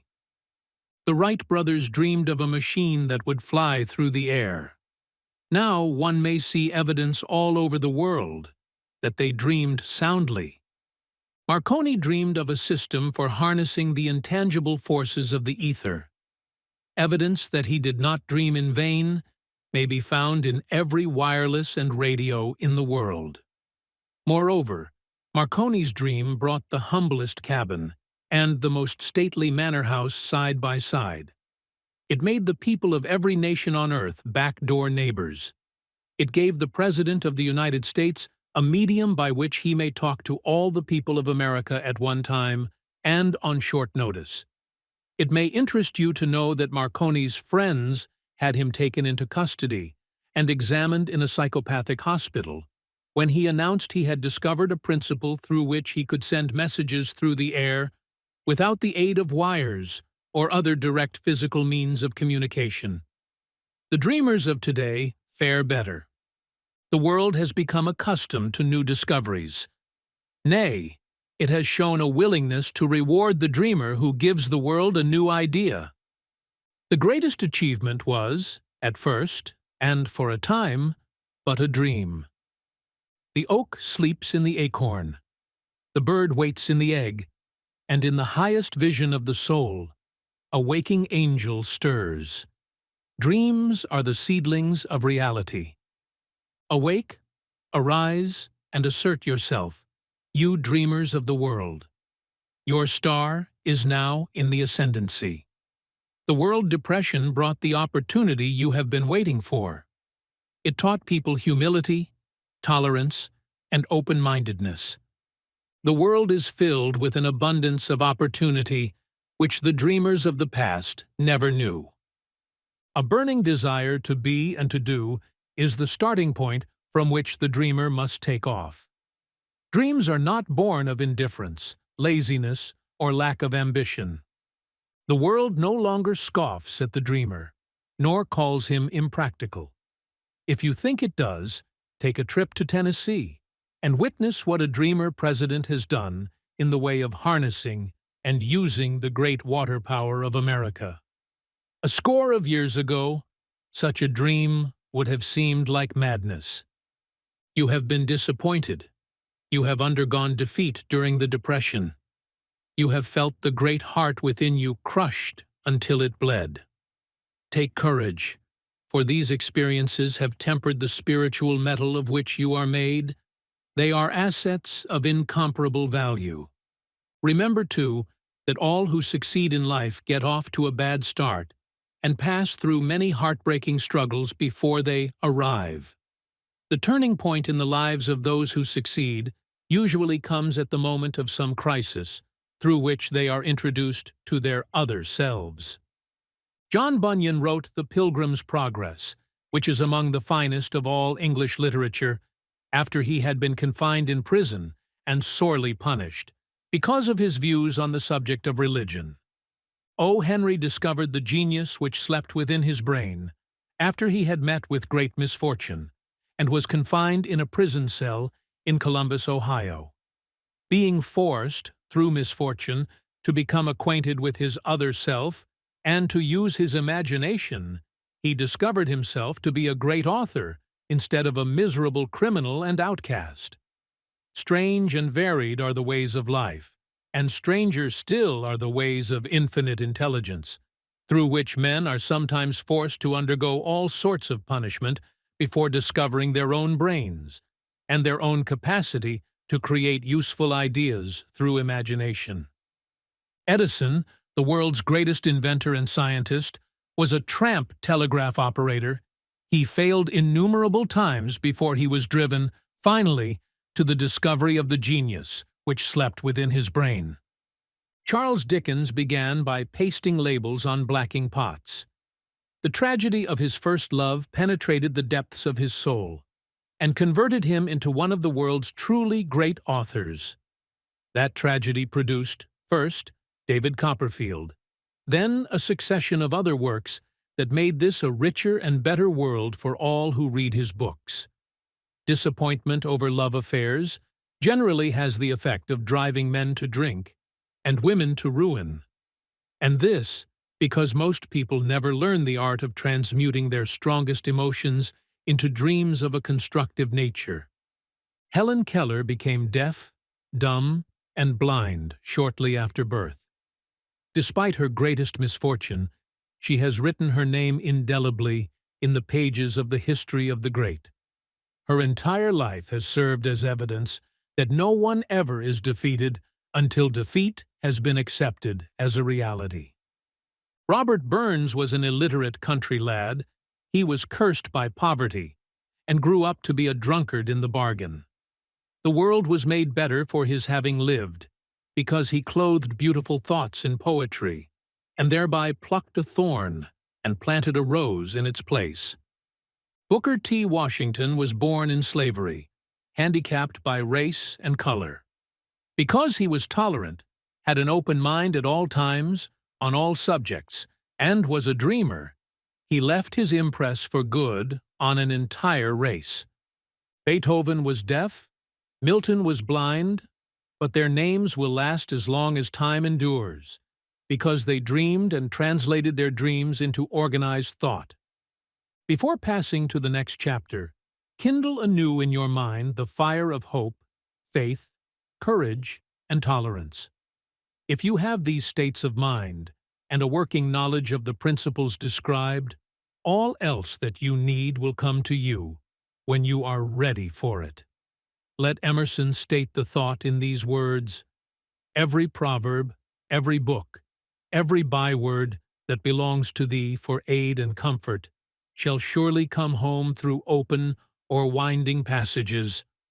Every friend, whom not thy fantastic will, but the great and tender soul in thee craveth, shall lock thee in his embrace."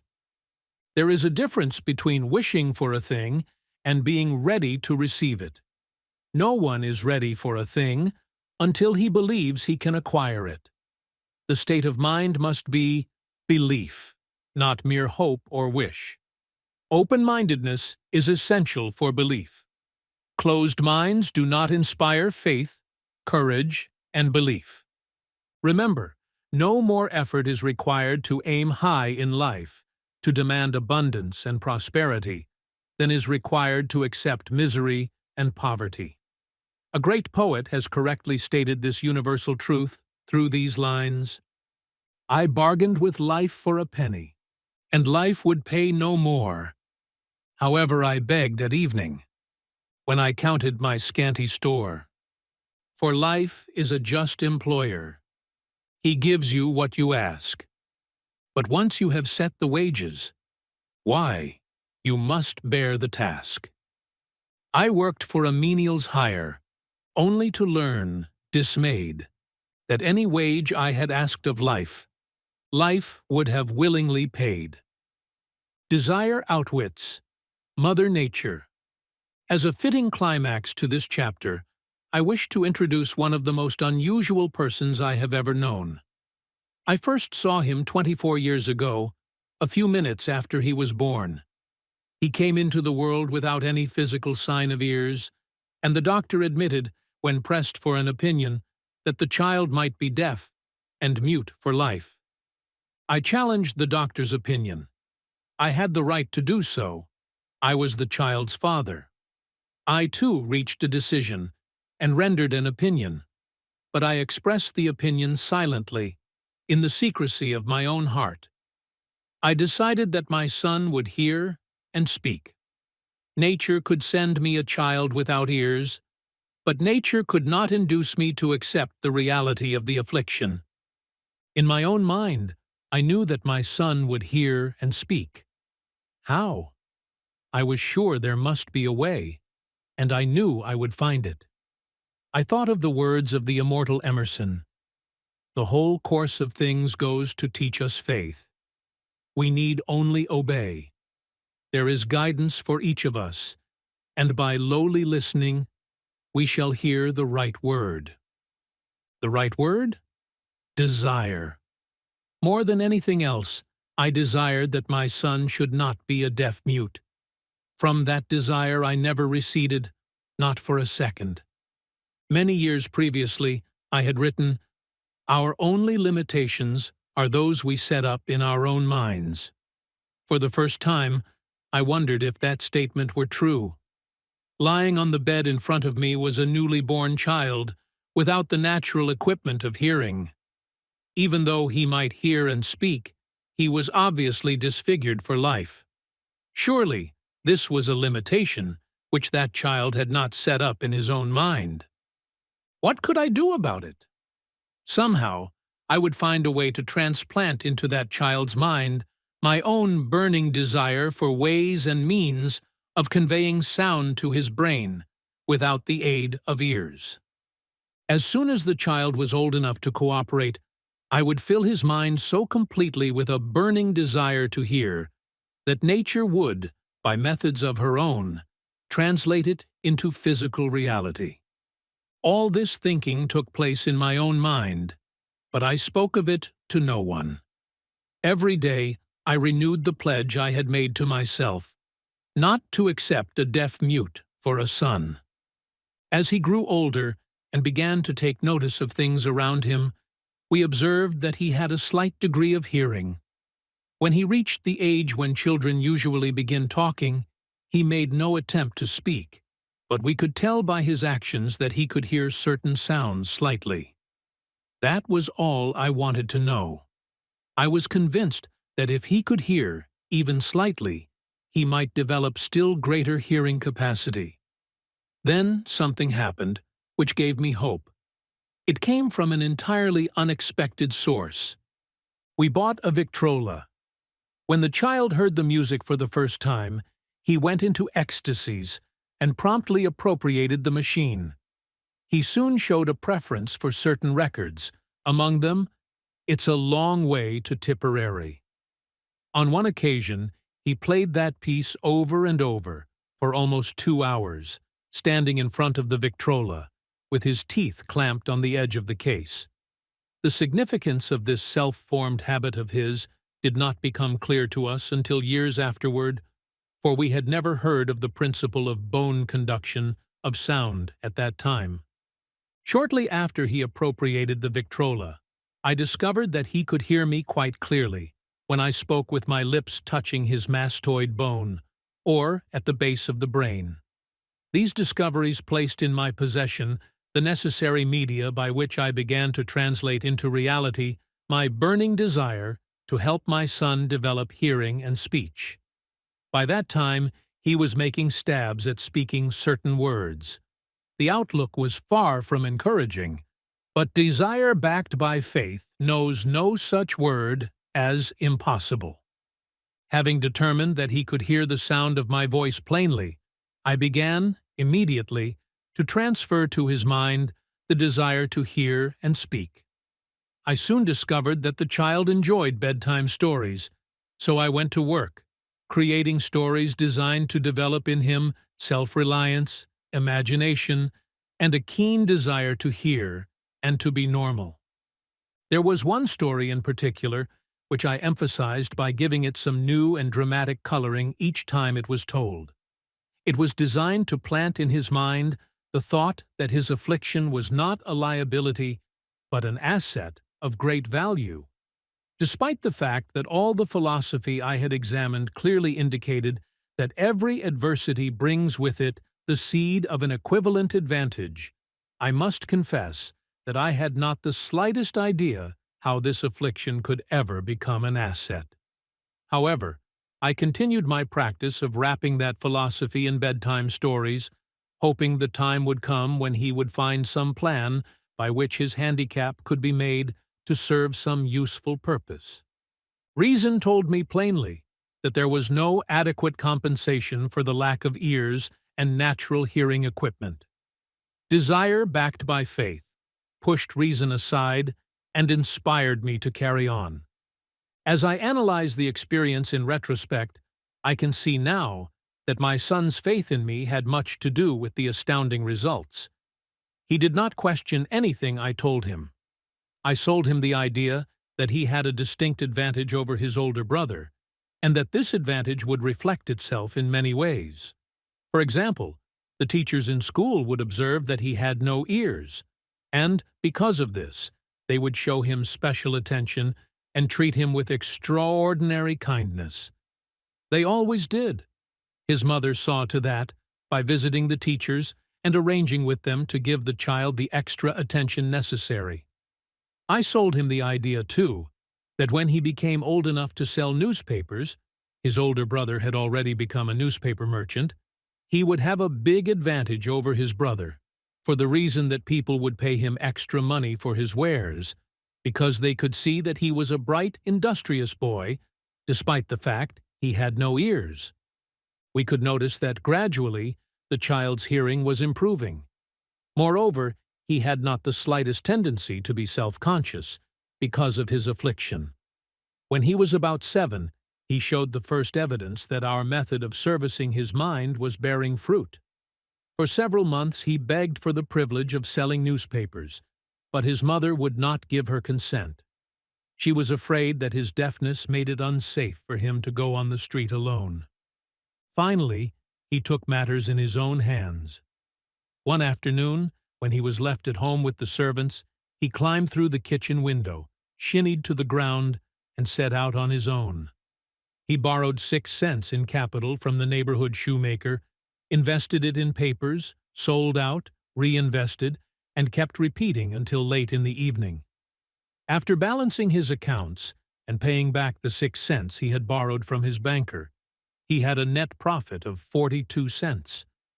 When we got home that night, we found him in bed asleep, with the money tightly clenched in his hand. His mother opened his hand, removed the coins, and cried. Of all things, crying over her son's first victory seemed so inappropriate. My reaction was the reverse. I laughed heartily, for I knew that my endeavor to plant in the child's mind an attitude of faith in himself had been successful. His mother saw, in his first business venture, a little deaf boy who had gone out in the streets and risked his life to earn money. I saw a brave, ambitious, self-reliant little businessman whose stock in himself had been increased 100% because he had gone into business on his own initiative and had won. The transaction pleased me because I knew that he had given evidence of a trait of resourcefulness that would go with him all through life. Later events proved this to be true. When his older brother wanted something, he would lie down on the floor, kick his feet in the air, cry for it, and get it. When the little deaf boy wanted something, he would plan a way to earn the money, then buy it for himself. He still follows that plan. Truly, my own son has taught me that handicaps can be converted into stepping stones on which one may climb toward some worthy goal, unless they are accepted as obstacles and used as alibis. The little deaf boy went through the grades, high school and college, without being able to hear his teachers, excepting when they shouted loudly at close range. He did not go to a school for the deaf. We would not permit him to learn the sign language. We were determined that he should live a normal life and associate with normal children, and we stood by that decision, although it cost us many heated debates with school officials. While he was in high school, he tried an electrical hearing aid, but it was of no value to him, due, we believed, to a condition that was disclosed when the child was 6 by Dr. J. Gordon Wilson of Chicago, when he operated on one side of the boy's head and discovered that there was no sign of natural hearing equipment. During his last week in college, 18 years after the operation, something happened which marked the most important turning point of his life. Through what seemed to be mere chance, he came into possession of another electrical hearing device, which was sent to him on trial. He was slow about testing it, due to his disappointment with a similar device. Finally, he picked the instrument up, and more or less carelessly, placed it on his head, hooked up the battery, and lo, as if by a stroke of magic, his lifelong desire for normal hearing became a reality. For the first time in his life, he heard practically as well as any person with normal hearing.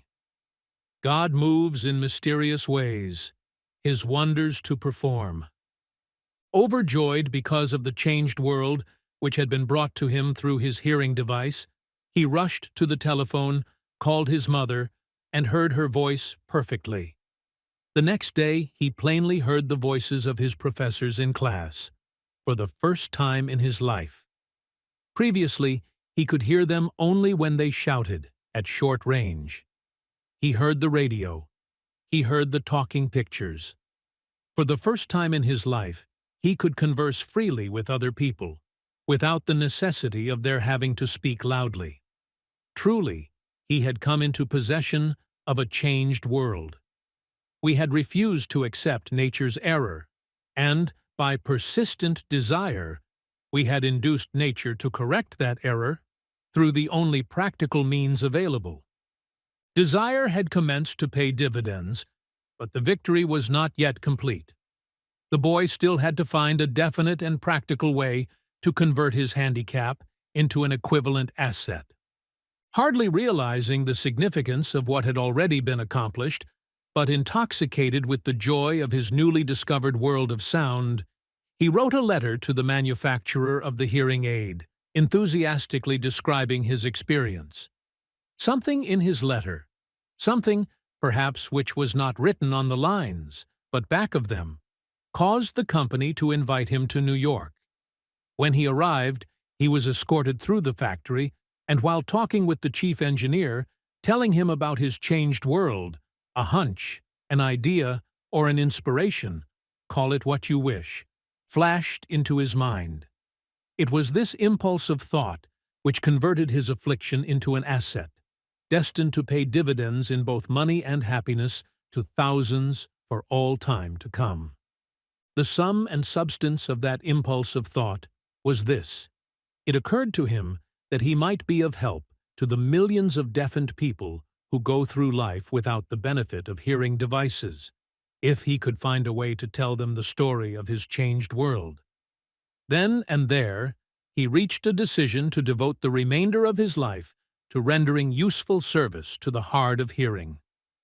For an entire month, he carried on an intensive research, during which he analyzed the entire marketing system of the manufacturer of the hearing device, and created ways and means of communicating with the hard of hearing all over the world for the purpose of sharing with them his newly discovered changed world. When this was done, he put in writing a 2-year plan based upon his findings. When he presented the plan to the company, he was instantly given a position for the purpose of carrying out his ambition. Little did he dream, when he went to work, that he was destined to bring hope and practical relief to thousands of deafened people who, without his help, would have been doomed forever to deaf-mutism. Shortly after he became associated with the manufacturer of his hearing aid, he invited me to attend a class conducted by his company, for the purpose of teaching deaf-mutes to hear and to speak. I had never heard of such a form of education, therefore I visited the class, skeptical but hopeful that my time would not be entirely wasted. Here I saw a demonstration which gave me a greatly enlarged vision of what I had done to arouse and keep alive in my son's mind the desire for normal hearing. I saw deaf-mutes actually being taught to hear and to speak through application of the self-same principle I had used, more than 20 years previously, in saving my son from deaf-mutism. Thus, through some strange turn of the wheel of fate, my son, Blair, and I have been destined to aid in correcting deaf-mutism for those as yet unborn, because we are the only living human beings, as far as I know, who have established definitely the fact that deaf-mutism can be corrected to the extent of restoring to normal life those who suffer with this affliction. It has been done for one, it will be done for others. There is no doubt in my mind that Blair would have been a deaf-mute all his life, if his mother and I had not managed to shape his mind as we did. The doctor who attended at his birth told us, confidentially, the child might never hear or speak. A few weeks ago, Dr. Irving Voorhees, a noted specialist on such cases, examined Blair very thoroughly. He was astounded when he learned how well my son now hears and speaks, and said his examination indicated that, theoretically, the boy should not be able to hear at all. But the lad does hear, despite the fact that X-ray pictures show there is no opening in the skull whatsoever, from where his ears should be to the brain. When I planted in his mind the desire to hear and talk and live as a normal person, there went with that impulse some strange influence which caused nature to become bridge builder and span the gulf of silence between his brain and the outer world, by some means which the keenest medical specialists have not been able to interpret. It would be sacrilege for me to even conjecture as to how nature performed this miracle. It would be unforgivable if I neglected to tell the world as much as I know of the humble part I assumed in the strange experience. It is my duty and a privilege to say I believe, and not without reason, that nothing is impossible to the person who backs desire with enduring faith. Verily, a burning desire has devious ways of transmuting itself into its physical equivalent. Blair desired normal hearing. Now he has it. He was born with a handicap, which might easily have sent one with a less defined desire to the street with a bundle of pencils and a tin cup. That handicap now promises to serve as the medium by which he will render useful service to many millions of hard of hearing, also to give him useful employment at adequate financial compensation the remainder of his life. The little white lies I planted in his mind when he was a child, by leading him to believe his affliction would become a great asset, which he could capitalize, has justified itself. Verily, there is nothing, right or wrong, which belief plus burning desire cannot make real. These qualities are free to everyone. In all my experience in dealing with men and women who had personal problems, I never handled a single case which more definitely demonstrates the power of desire. Authors sometimes make the mistake of writing of subjects of which they have but superficial or very elementary knowledge. It has been my good fortune to have had the privilege of testing the soundness of the power of desire through the affliction of my own son. Perhaps it was providential that the experience came as it did, for surely no one is better prepared than he to serve as an example of what happens when desire is put to the test. If Mother Nature bends to the will of desire, is it logical that mere men can defeat a burning desire? Strange and imponderable is the power of the human mind. We do not understand the method by which it uses every circumstance, every individual, every physical thing within its reach, as a means of transmuting desire into its physical counterpart. Perhaps science will uncover this secret. I planted in my son's mind the desire to hear and to speak as any normal person hears and speaks. That desire has now become a reality. I planted in his mind the desire to convert his greatest handicap into his greatest asset. That desire has been realized. The modus operandi by which this astounding result was achieved is not hard to describe. It consisted of three very definite facts. First, I mixed faith with the desire for normal hearing, which I passed on to my son. Second, I communicated my desire to him in every conceivable way available, through persistent, continuous effort over a period of years. Third, he believed me. As this chapter was being completed, news came of the death of Madame Schumann Heink. One short paragraph in the news dispatch gives the clue to this unusual woman's stupendous success as a singer. I quote the paragraph because the clue it contains is none other than desire.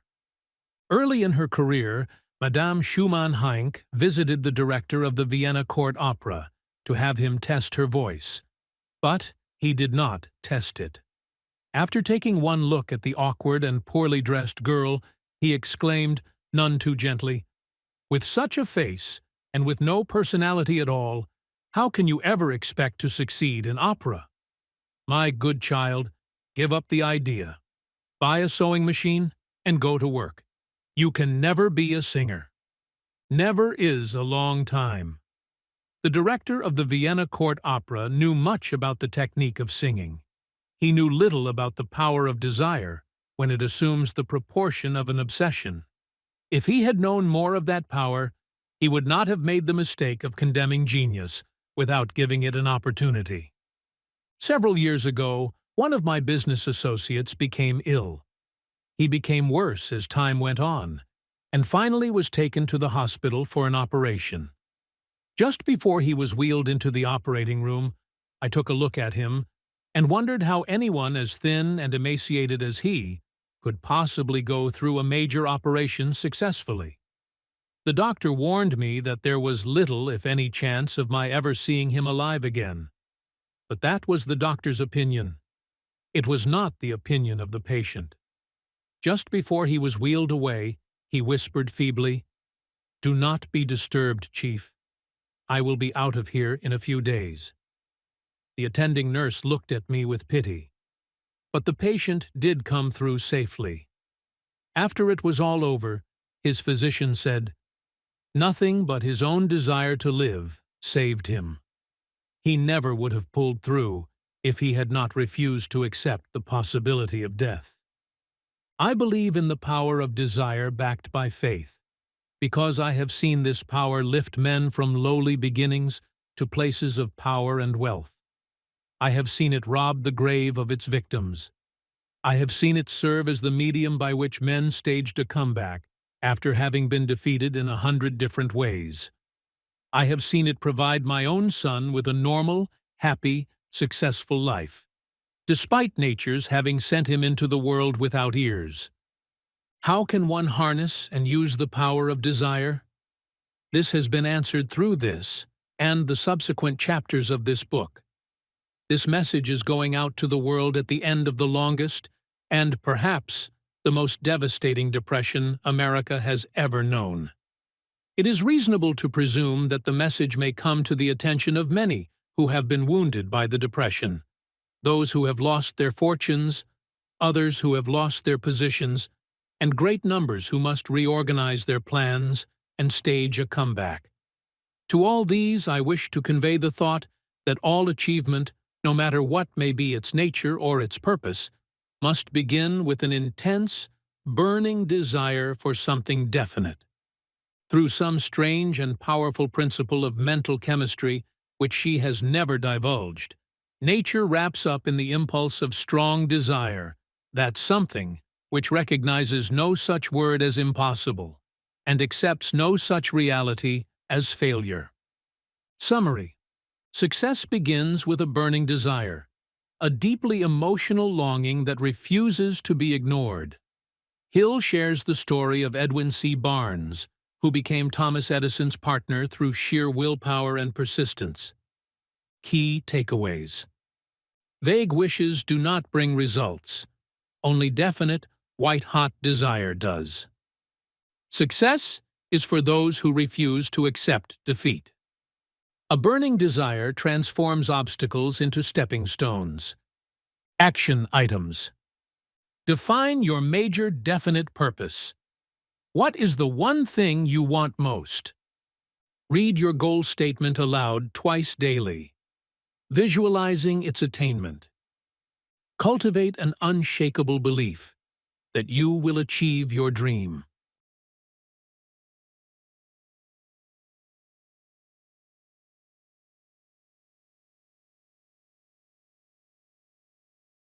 Chapter 3. Faith. Visualizing and believing in the attainment of desire. The second step to riches. Faith is the head chemist of the mind. When faith is blended with the vibration of thought, the subconscious mind instantly picks up the vibration, translates it into its spiritual equivalent, and transmits it to infinite intelligence, as in the case of prayer. The emotions of faith, love, and sex are the most powerful of all the major positive emotions. When the three are blended, they have the effect of coloring the vibration of thought in such a way that it instantly reaches the subconscious mind, where it is changed into its spiritual equivalent, the only form that induces a response from infinite intelligence. Love and faith are psychic, related to the spiritual side of man. Sex is purely biological and related only to the physical. The mixing or blending of these three emotions has the effect of opening a direct line of communication between the finite, thinking mind of man and infinite intelligence. How to develop faith? There comes, now, a statement which will give a better understanding of the importance the principle of autosuggestion assumes in the transmutation of desire into its physical or monetary equivalent. Namely, faith is a state of mind which may be induced or created by affirmation or repeated instructions to the subconscious mind through the principle of autosuggestion. As an illustration, Consider the purpose for which you are, presumably, reading this book. The object is, naturally, to acquire the ability to transmute the intangible thought impulse of desire into its physical counterpart, money. By following the instructions laid down in the chapters on autosuggestion and the subconscious mind, as summarized in the chapter on autosuggestion, you may convince the subconscious mind that you believe you will receive that for which you ask, and it will act upon that belief, which your subconscious mind passes back to you in the form of faith, followed by definite plans for procuring that which you desire. The method by which one develops faith, where it does not already exist, is extremely difficult to describe, almost as difficult, in fact, as it would be to describe the color of red to a blind man who has never seen color, and has nothing with which to compare what you describe to him. Faith is a state of mind which you may develop at will, after you have mastered the 13 principles, because it is a state of mind which develops voluntarily through application and use of these principles. Repetition of affirmation of orders to your subconscious mind is the only known method of voluntary development of the emotion of faith. Perhaps the meaning may be made clearer through the following explanation as to the way men sometimes become criminals. Stated in the words of a famous criminologist, "When men first come into contact with crime, they abhor it. If they remain in contact with crime for a time, they become accustomed to it and endure it. If they remain in contact with it long enough, they finally embrace it and become influenced by it." This is the equivalent of saying that any impulse of thought which is repeatedly passed on to the subconscious mind is, finally, accepted and acted upon by the subconscious mind, which proceeds to translate that impulse into its physical equivalent by the most practical procedure available. In connection with this, consider again the statement, "All thoughts which have been emotionalized, given feeling, and mixed with faith begin immediately to translate themselves into their physical equivalent or counterpart. The emotions, or the feeling portion of thoughts, are the factors which give thoughts vitality, life, and action. The emotions of faith, love, and sex, when mixed with any thought impulse, give it greater action than any of these emotions can do singly. Not only thought impulses which have been mixed with faith, but those which have been mixed with any of the positive emotions or any of the negative emotions may reach and influence the subconscious mind.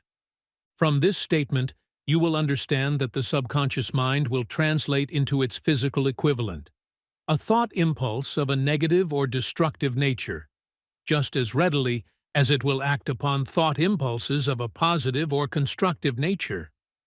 This accounts for the strange phenomenon which so many millions of people experience, referred to as misfortune or bad luck. There are millions of people who believe themselves doomed to poverty and failure because of some strange force over which they believe they have no control. They are the creators of their own misfortunes because of this negative belief, which is picked up by the subconscious mind and translated into its physical equivalent. This is an appropriate place at which to suggest again that you may benefit by passing on to your subconscious mind any desire which you wish translated into its physical or monetary equivalent, in a state of expectancy or belief that the transmutation will actually take place. Your belief, or faith, is the element which determines the action of your subconscious mind. There is nothing to hinder you from deceiving your subconscious mind when giving it instructions through autosuggestion, as I deceived my son's subconscious mind. To make this deceit more realistic, conduct yourself just as you would if you were already in possession of the material thing which you are demanding when you call upon your subconscious mind. The subconscious mind will transmute into its physical equivalent by the most direct and practical media available any order which is given to it in a state of belief or faith that the order will be carried out. Surely, enough has been stated to give a starting point from which one may, through experiment and practice, acquire the ability to mix faith with any order given to the subconscious mind. Perfection will come through practice. It cannot come by merely reading instructions. If it be true that one may become a criminal by association with crime, and this is a known fact, it is equally true that one may develop faith by voluntarily suggesting to the subconscious mind that one has faith. The mind comes, finally, to take on the nature of the influences which dominate it. Understand this truth, and you will know why it is essential for you to encourage the positive emotions as dominating forces of your mind, and discourage and eliminate negative emotions. A mind dominated by positive emotions becomes a favorable abode for the state of mind known as faith. A mind so dominated may, at will, give the subconscious mind instructions, which it will accept and act upon immediately. Faith is a state of mind, which may be induced by autosuggestion. All down the ages, the religionists have admonished struggling humanity to have faith in this, that, and the other dogma or creed, but they have failed to tell people how to have faith. They have not stated that faith is a state of mind and that it may be induced by self-suggestion. In language which any normal human being can understand, we will describe all that is known about the principle through which faith may be developed, where it does not already exist. Have faith in yourself. Faith in the infinite. Before we begin, you should be reminded again that faith is the eternal elixir which gives life, power, and action to the impulse of thought. The foregoing sentence is worth reading a second time, and a third, and a fourth. It is worth reading aloud. Faith is the starting point of all accumulation of riches. Faith is the basis of all miracles and all mysteries which cannot be analyzed by the rules of science.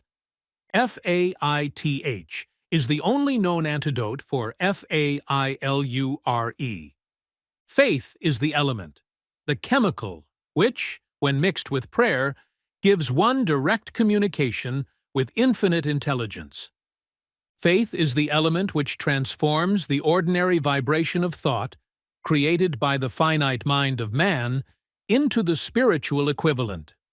Faith is the only agency through which the cosmic force of infinite intelligence can be harnessed and used by man.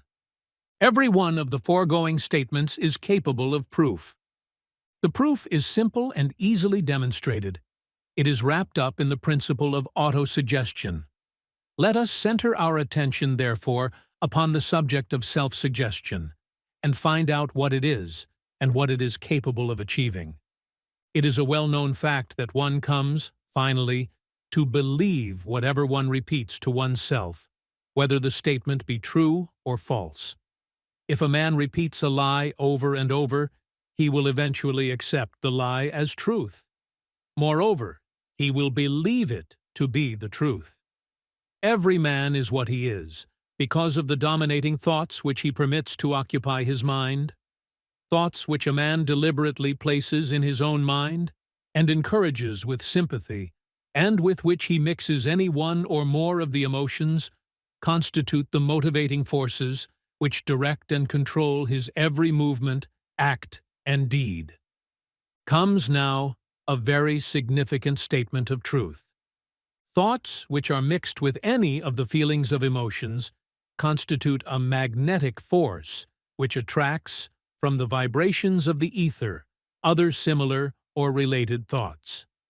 A thought thus magnetized with emotion may be compared to a seed which, when planted in fertile soil, germinates, grows, and multiplies itself over and over again, until that which was originally one small seed becomes countless millions of seeds of the same brand. The ether is a great cosmic mass of eternal forces of vibration. It is made up of both destructive vibrations and constructive vibrations. It carries, at all times, vibrations of fear, poverty, disease, failure, misery, and vibrations of prosperity, health, success, and happiness, just as surely as it carries the sound of hundreds of orchestrations of music and hundreds of human voices, all of which maintain their own individuality and means of identification through the medium of radio. From the great storehouse of the ether, the human mind is constantly attracting vibrations which harmonize with that which dominates the human mind. Any thought, idea, plan, or purpose which one holds in one's mind attracts, from the vibrations of the ether, a host of its relatives, adds these relatives to its own force, and grows until it becomes the dominating, motivating master of the individual in whose mind it has been housed. Now, let us go back to the starting point and become informed as to how the original seed of an idea, plan, or purpose may be planted in the mind. The information is easily conveyed. Any idea, plan, or purpose may be placed in the mind through repetition of thought. This is why you are asked to write out a statement of your major purpose, or definite chief aim, commit it to memory, and repeat it in audible words day after day, until these vibrations of sound have reached your subconscious mind. We are what we are because of the vibrations of thought which we pick up and register through the stimuli of our daily environment. Resolve to throw off the influences of any unfortunate environment and to build your own life to order. Taking inventory of mental assets and liabilities, you will discover that your greatest weakness is lack of self-confidence. This handicap can be surmounted and timidity translated into courage through the aid of the principle of autosuggestion. The application of this principle may be made through a simple arrangement of positive thought impulses stated in writing, memorized, and repeated, until they become a part of the working equipment of the subconscious faculty of your mind. Self-confidence formula. First, I know that I have the ability to achieve the object of my definite purpose in life. Therefore, I demand of myself persistent, continuous action toward its attainment, and I here and now promise to render such action. Second, I realize the dominating thoughts of my mind will eventually reproduce themselves in outward, physical action, and gradually transform themselves into physical reality. Therefore, I will concentrate my thoughts for 30 minutes daily upon the task of thinking of the person I intend to become, thereby creating in my mind a clear mental picture of that person. Third, I know through the principle of autosuggestion, any desire that I persistently hold in my mind will eventually seek expression through some practical means of attaining the object back of it. Therefore, I will devote 10 minutes daily to demanding of myself the development of self-confidence. Fourth, I have clearly written down a description of my definite chief aim in life, and I will never stop trying until I shall have developed sufficient self-confidence for its attainment. Fifth, I fully realize that no wealth or position can long endure unless built upon truth and justice. Therefore, I will engage in no transaction which does not benefit all whom it affects. I will succeed by attracting to myself the forces I wish to use and the cooperation of other people. I will induce others to serve me because of my willingness to serve others. I will eliminate hatred, envy, jealousy, selfishness, and cynicism by developing love for all humanity, because I know that a negative attitude toward others can never bring me success. I will cause others to believe in me, because I will believe in them, and in myself. I will sign my name to this formula, commit it to memory, and repeat it aloud once a day, with full faith that it will gradually influence my thoughts and actions so that I will become a self-reliant and successful person. Back of this formula is a law of nature which no man has yet been able to explain. It has baffled the scientists of all ages. The psychologists have named this law autosuggestion, and let it go at that. The name by which one calls this law is of little importance. The important fact about it is, it works for the glory and success of mankind if it is used constructively. On the other hand, if used destructively, it will destroy just as readily. In this statement may be found a very significant truth, namely, that those who go down in defeat and end their lives in poverty, misery, and distress do so because of negative application of the principle of autosuggestion. The cause may be found in the fact that all impulses of thought have a tendency to clothe themselves in their physical equivalent. The subconscious mind, the chemical laboratory in which all thought impulses are combined and made ready for translation into physical reality, makes no distinction between constructive and destructive thought impulses. It works with the material we feed it through our thought impulses. The subconscious mind will translate into reality a thought driven by fear just as readily as it will translate into reality a thought driven by courage or faith. The pages of medical history are rich with illustrations of cases of suggestive suicide. A man may commit suicide through negative suggestion just as effectively as by any other means.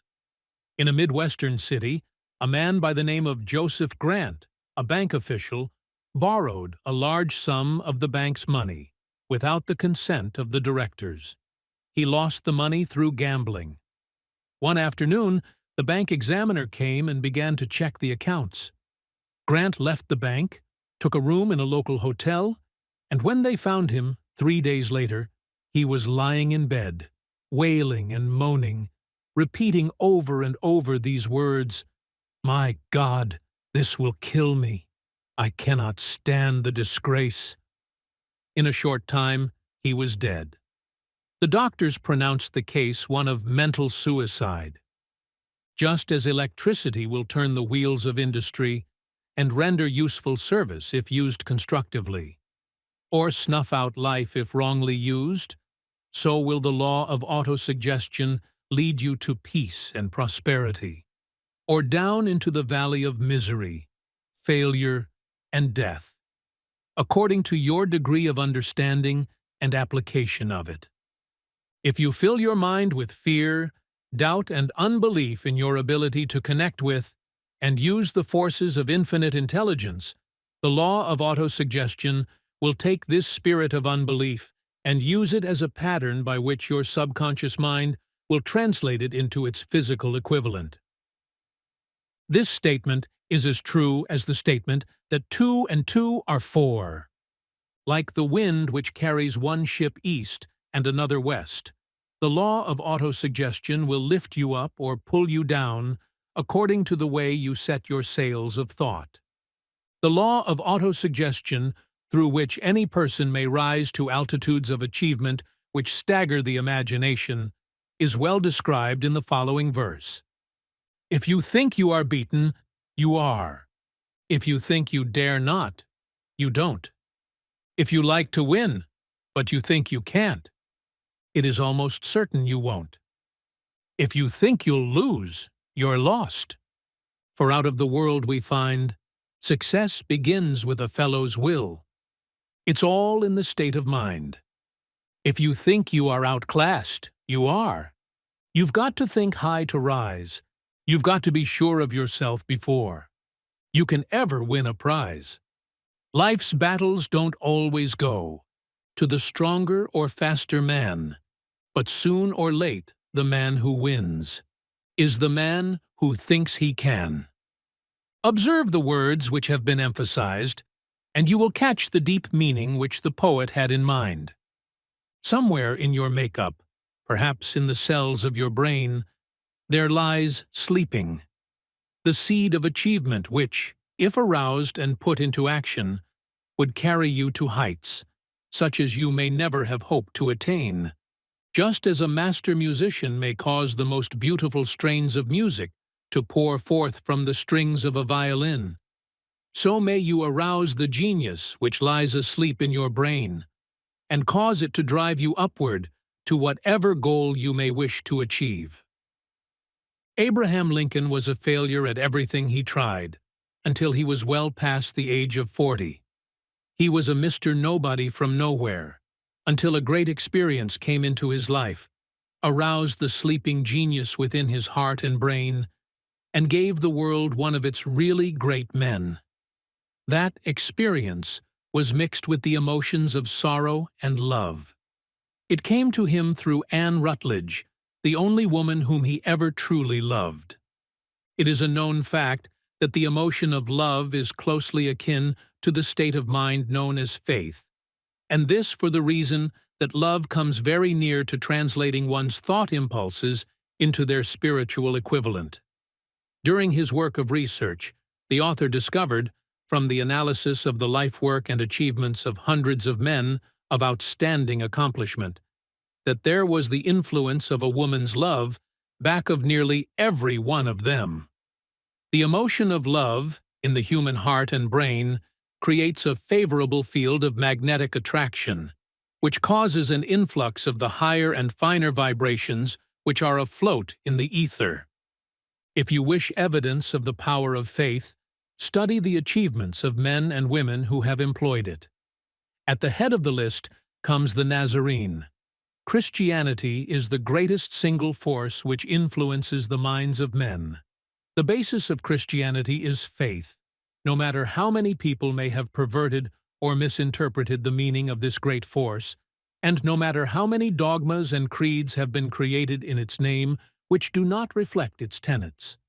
The sum and substance of the teachings and the achievements of Christ, which may have been interpreted as miracles, were nothing more nor less than faith. If there are any such phenomena as miracles, they are produced only through the state of mind known as faith. Some teachers of religion, and many who call themselves Christians, neither understand nor practice faith. Let us consider the power of faith, as it is now being demonstrated by a man who is well known to all of civilization, Mahatma Gandhi of India. In this man, the world has one of the most astounding examples known to civilization of the possibilities of faith. Gandhi wields more potential power than any man living at this time, and this, despite the fact that he has none of the orthodox tools of power, such as money, battleships, soldiers, and materials of warfare. Gandhi has no money, he has no home, he does not own a suit of clothes, but he does have power. How does he come by that power? He created it out of his understanding of the principle of faith, and through his ability to transplant that faith into the minds of 200 million people. Gandhi has accomplished, through the influence of faith, that which the strongest military power on earth could not, and never will accomplish through soldiers and military equipment. He has accomplished the astounding feat of influencing 200 million minds to coalesce and move in unison, as a single mind. What other force on earth, except faith, could do as much? There will come a day when employees as well as employers will discover the possibilities of faith. That day is dawning. The whole world has had ample opportunity, during the recent business depression, to witness what the lack of faith will do to business. Surely, civilization has produced a sufficient number of intelligent human beings to make use of this great lesson which the depression has taught the world. During this depression, the world had evidence in abundance that widespread fear will paralyze the wheels of industry and business. Out of this experience will arise leaders in business and industry who will profit by the example which Gandhi has set for the world, and they will apply to business the same tactics which he has used in building the greatest following known in the history of the world. These leaders will come from the rank and file of the unknown men, who now labor in the steel plants, the coal mines, the automobile factories, and in the small towns and cities of America. Business is due for a reform. Make no mistake about this. The methods of the past, based upon economic combinations of force and fear, will be supplanted by the better principles of faith and cooperation. Men who labor will receive more than daily wages. They will receive dividends from the business, the same as those who supply the capital for business.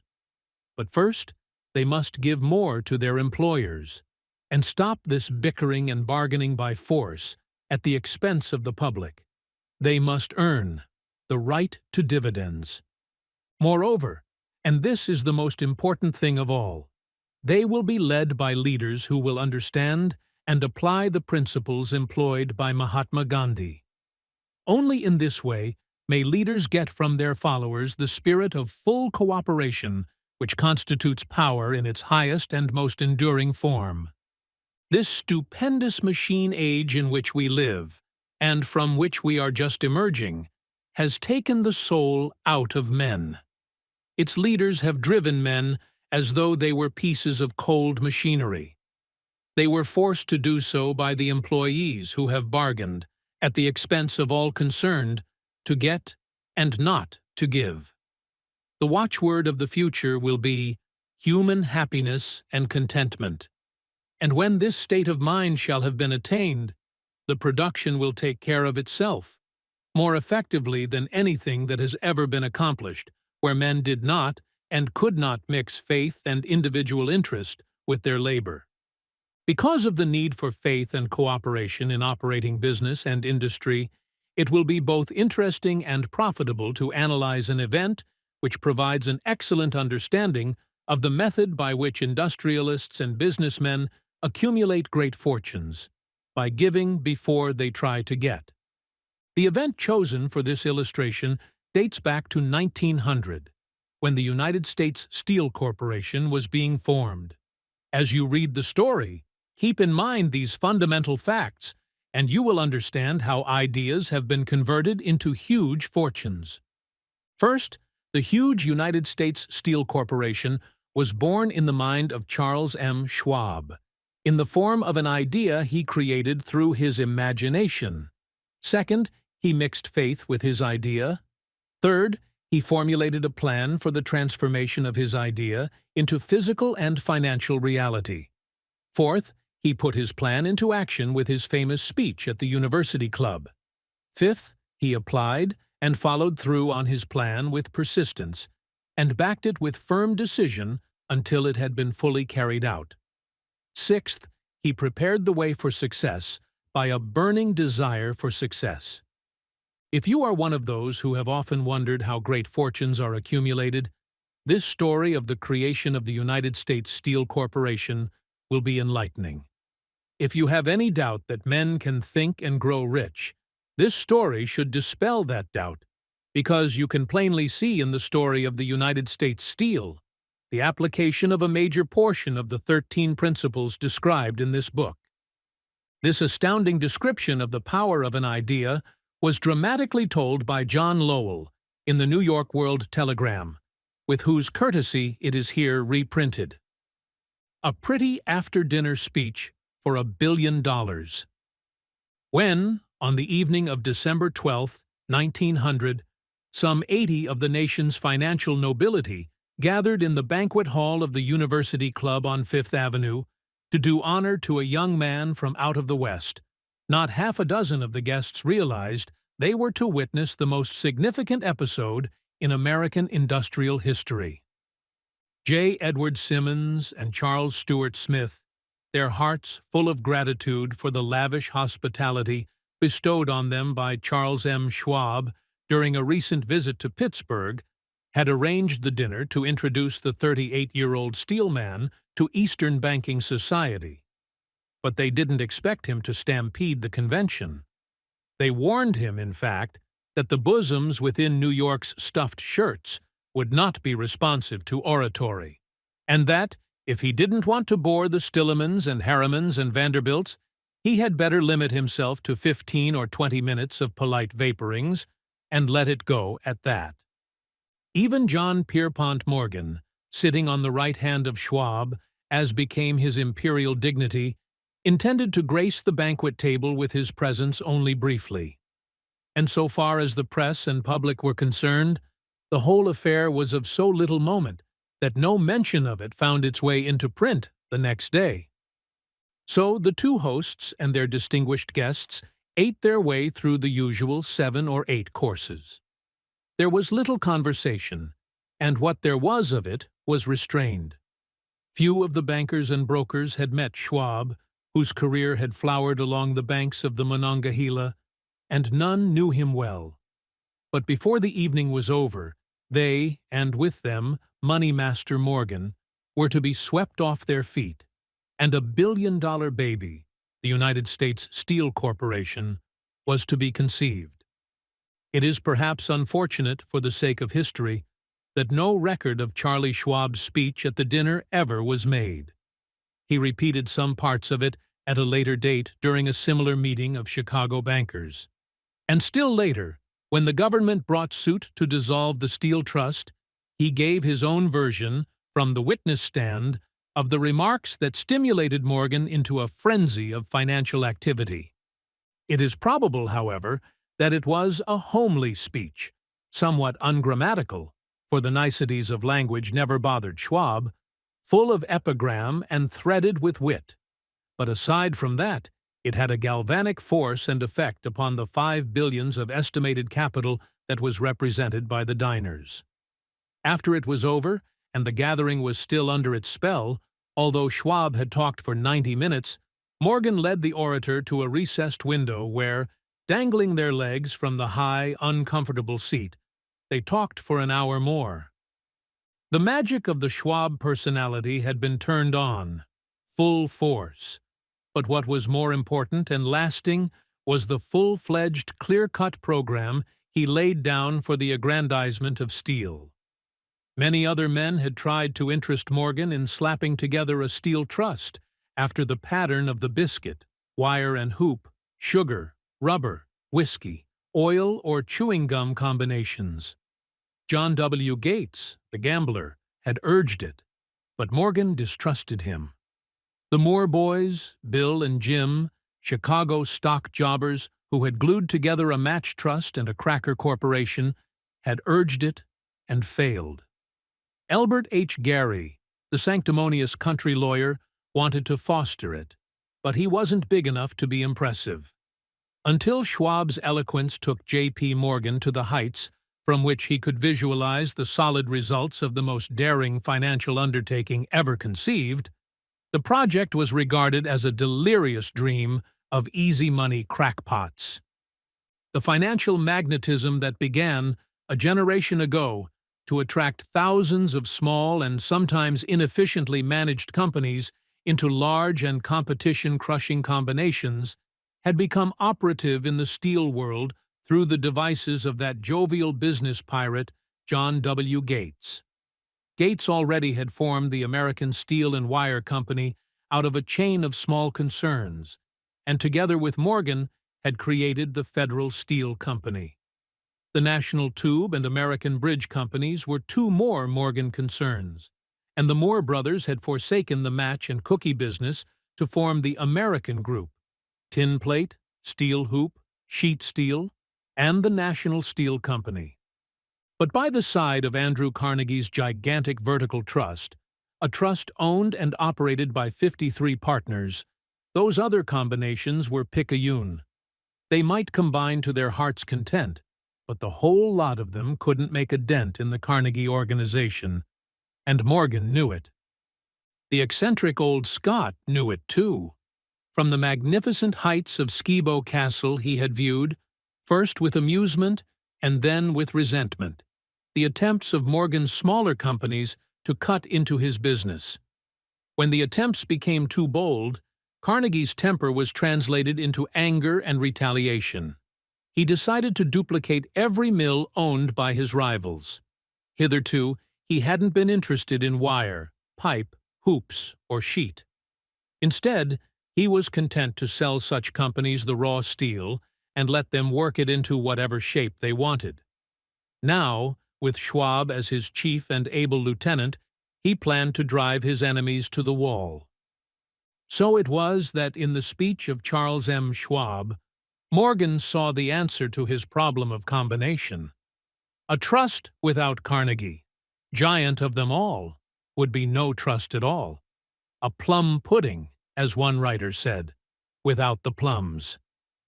Schwab's speech on the night of December 12, 1900, undoubtedly carried the inference, though not the pledge, that the vast Carnegie enterprise could be brought under the Morgan tent. He talked of the world future for steel, of reorganization for efficiency, of specialization, of the scrapping of unsuccessful mills and concentration of effort on the flourishing properties, of economies in the ore traffic, of economies in overhead and administrative departments, of capturing foreign markets. More than that, he told the buccaneers among them wherein lay the errors of their customary piracy. Their purposes, he inferred, had been to create monopolies, raise prices, and pay themselves fat dividends out of privilege. Schwab condemned the system in his heartiest manner. The short-sightedness of such a policy, he told his hearers, lay in the fact that it restricted the market in an era when everything cried for expansion. By cheapening the cost of steel, he argued, an ever-expanding market would be created.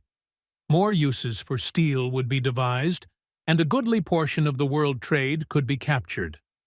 Actually, though he did not know it, Schwab was an apostle of modern mass production. So the dinner at the University Club came to an end. Morgan went home to think about Schwab's rosy predictions.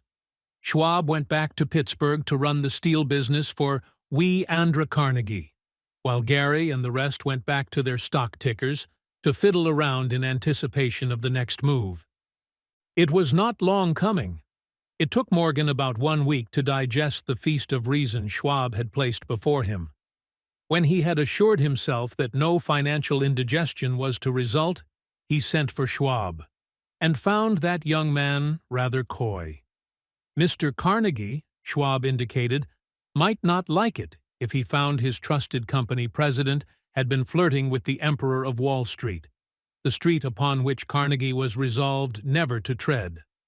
Then it was suggested by John W. Gates, the go-between, that if Schwab happened to be in the Bellevue Hotel in Philadelphia, J.P. Morgan might also happen to be there.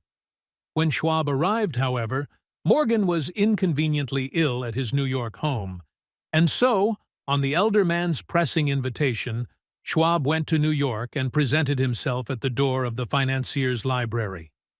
Now, certain economic historians have professed the belief that from the beginning to the end of the drama, the stage was set by Andrew Carnegie, that the dinner to Schwab, the famous speech, the Sunday night conference between Schwab and the Money King were events arranged by the canny Scot.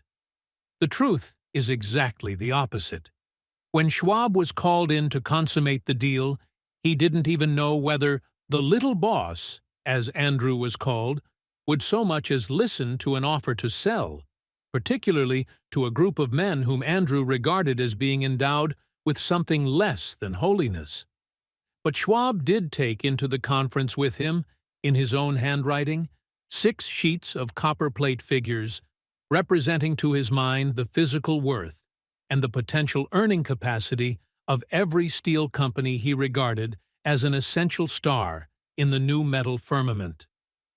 4 men pondered over these figures all night. The chief, of course, was Morgan, steadfast in his belief in the divine right of money. With him was his aristocratic partner, Robert Bacon, a scholar and a gentleman. The third was John W. Gates, whom Morgan scorned as a gambler and used as a tool. The fourth was Schwab, who knew more about the processes of making and selling steel than any whole group of men then living. Throughout that conference, the Pittsburghers' figures were never questioned. If he said a company was worth so much, then it was worth that much, and no more. He was insistent, too, upon including in the combination only those concerns he nominated.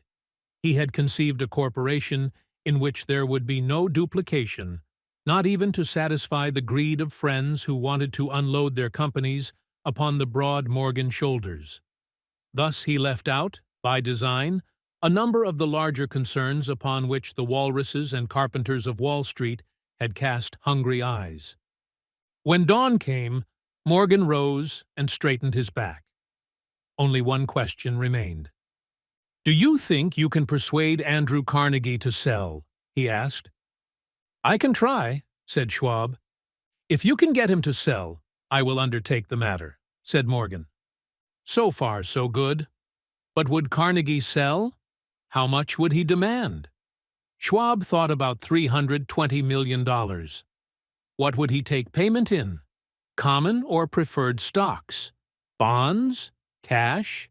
Nobody could raise a third of $1 billion in cash. There was a golf game in January on the frost-cracking heath of the Saint. Andrew's links in Westchester, with Andrew bundled up in sweaters against the cold, and Charlie talking volubly, as usual, to keep his spirits up. But no word of business was mentioned until the pair sat down in the cozy warmth of the Carnegie cottage hard by. Then, with the same persuasiveness that had hypnotized 80 millionaires at the University Club, Schwab poured out the glittering promises of retirement in comfort, of untold millions to satisfy the old man's social caprices. Carnegie capitulated, wrote a figure on a slip of paper, handed it to Schwab, and said, "All right, that's what we'll sell for." The figure was approximately $400 million, and was reached by taking the $320 million mentioned by Schwab as a basic figure, and adding to it $80 million to represent the increased capital value over the previous 2 years. Later, on the deck of a transatlantic liner, the Scotsman said ruefully to Morgan, "I wish I had asked you for $100 million more." "If you had asked for it, you'd have gotten it," Morgan told him cheerfully. There was an uproar, of course. A British correspondent cabled that the foreign steel world was appalled by the gigantic combination. President Hadley, of Yale, declared that unless trusts were regulated, the country might expect an emperor in Washington within the next 25 years. But that able stock manipulator, Keene, went at his work of shoving the new stock at the public so vigorously that all the excess water, estimated by some at nearly $600 million, was absorbed in a twinkling. So Carnegie had his millions, and the Morgan Syndicate had $62 million for all its trouble, and all the boys, from Gates to Gary, had their millions. The 38-year-old Schwab had his reward. He was made president of the new corporation and remained in control until 1930. The dramatic story of big business, which you have just finished, was included in this book, because it is a perfect illustration of the method by which desire can be transmuted into its physical equivalent. I imagine some readers will question the statement that a mere intangible desire can be converted into its physical equivalent. Doubtless some will say, "You cannot convert nothing into something." The answer is in the story of United States Steel. That giant organization was created in the mind of one man. The plan by which the organization was provided with the steel mills that gave it financial stability was created in the mind of the same man. His faith, his desire, his imagination, his persistence were the real ingredients that went into United States Steel. The steel mills and mechanical equipment acquired by the corporation, after it had been brought into legal existence, were incidental, but careful analysis will disclose the fact that the appraised value of the properties acquired by the corporation increased in value by an estimated $600 million by the mere transaction which consolidated them under one management. In other words, Charles M. Schwab's idea, plus the faith with which he conveyed it to the minds of J.P. Morgan and the others, was marketed for a profit of approximately $600 million. Not an insignificant sum for a single idea. What happened to some of the men who took their share of the millions of dollars of profit made by this transaction is a matter with which we are not now concerned. The important feature of the astounding achievement is that it serves as unquestionable evidence of the soundness of the philosophy described in this book, because this philosophy was the warp and the woof of the entire transaction. Moreover, the practicability of the philosophy has been established by the fact that the United States Steel Corporation prospered and became one of the richest and most powerful corporations in America, employing thousands of people, developing new uses for steel, and opening new markets, thus proving that the $600 million in profit which the Schwab idea produced was earned. Riches begin in the form of thought. The amount is limited only by the person in whose mind the thought is put into motion. Faith removes limitations. Remember this when you are ready to bargain with life for whatever it is that you ask as your price for having passed this way. Remember also that the man who created the United States Steel Corporation was practically unknown at the time. He was merely Andrew Carnegie's Man Friday until he gave birth to his famous idea. After that, he quickly rose to a position of power, fame, and riches. Summary: faith is the bridge between desire and reality. Hill teaches that autosuggestion, repeating affirmations, plants belief into the subconscious, turning thoughts into action. Key takeaways: faith is developed through repeated positive affirmations and belief. Your subconscious mind accepts what you consistently tell it. Fear and doubt weaken faith. Eliminate them at all costs. Action items: create a daily affirmation that reinforces your goals and self-belief. Replace negative self-talk with empowering thoughts. Visualize your success daily, as if it has already happened. To continue listening, step deeper into the wisdom at Next Level Soul TV, where sacred teachings, spiritual cinema, transformative courses, and divine stories await your soul's unfolding. Enter the portal at www.nextlevelsoul.tv and let your spirit remember what it already knows. Awaken, expand, and evolve.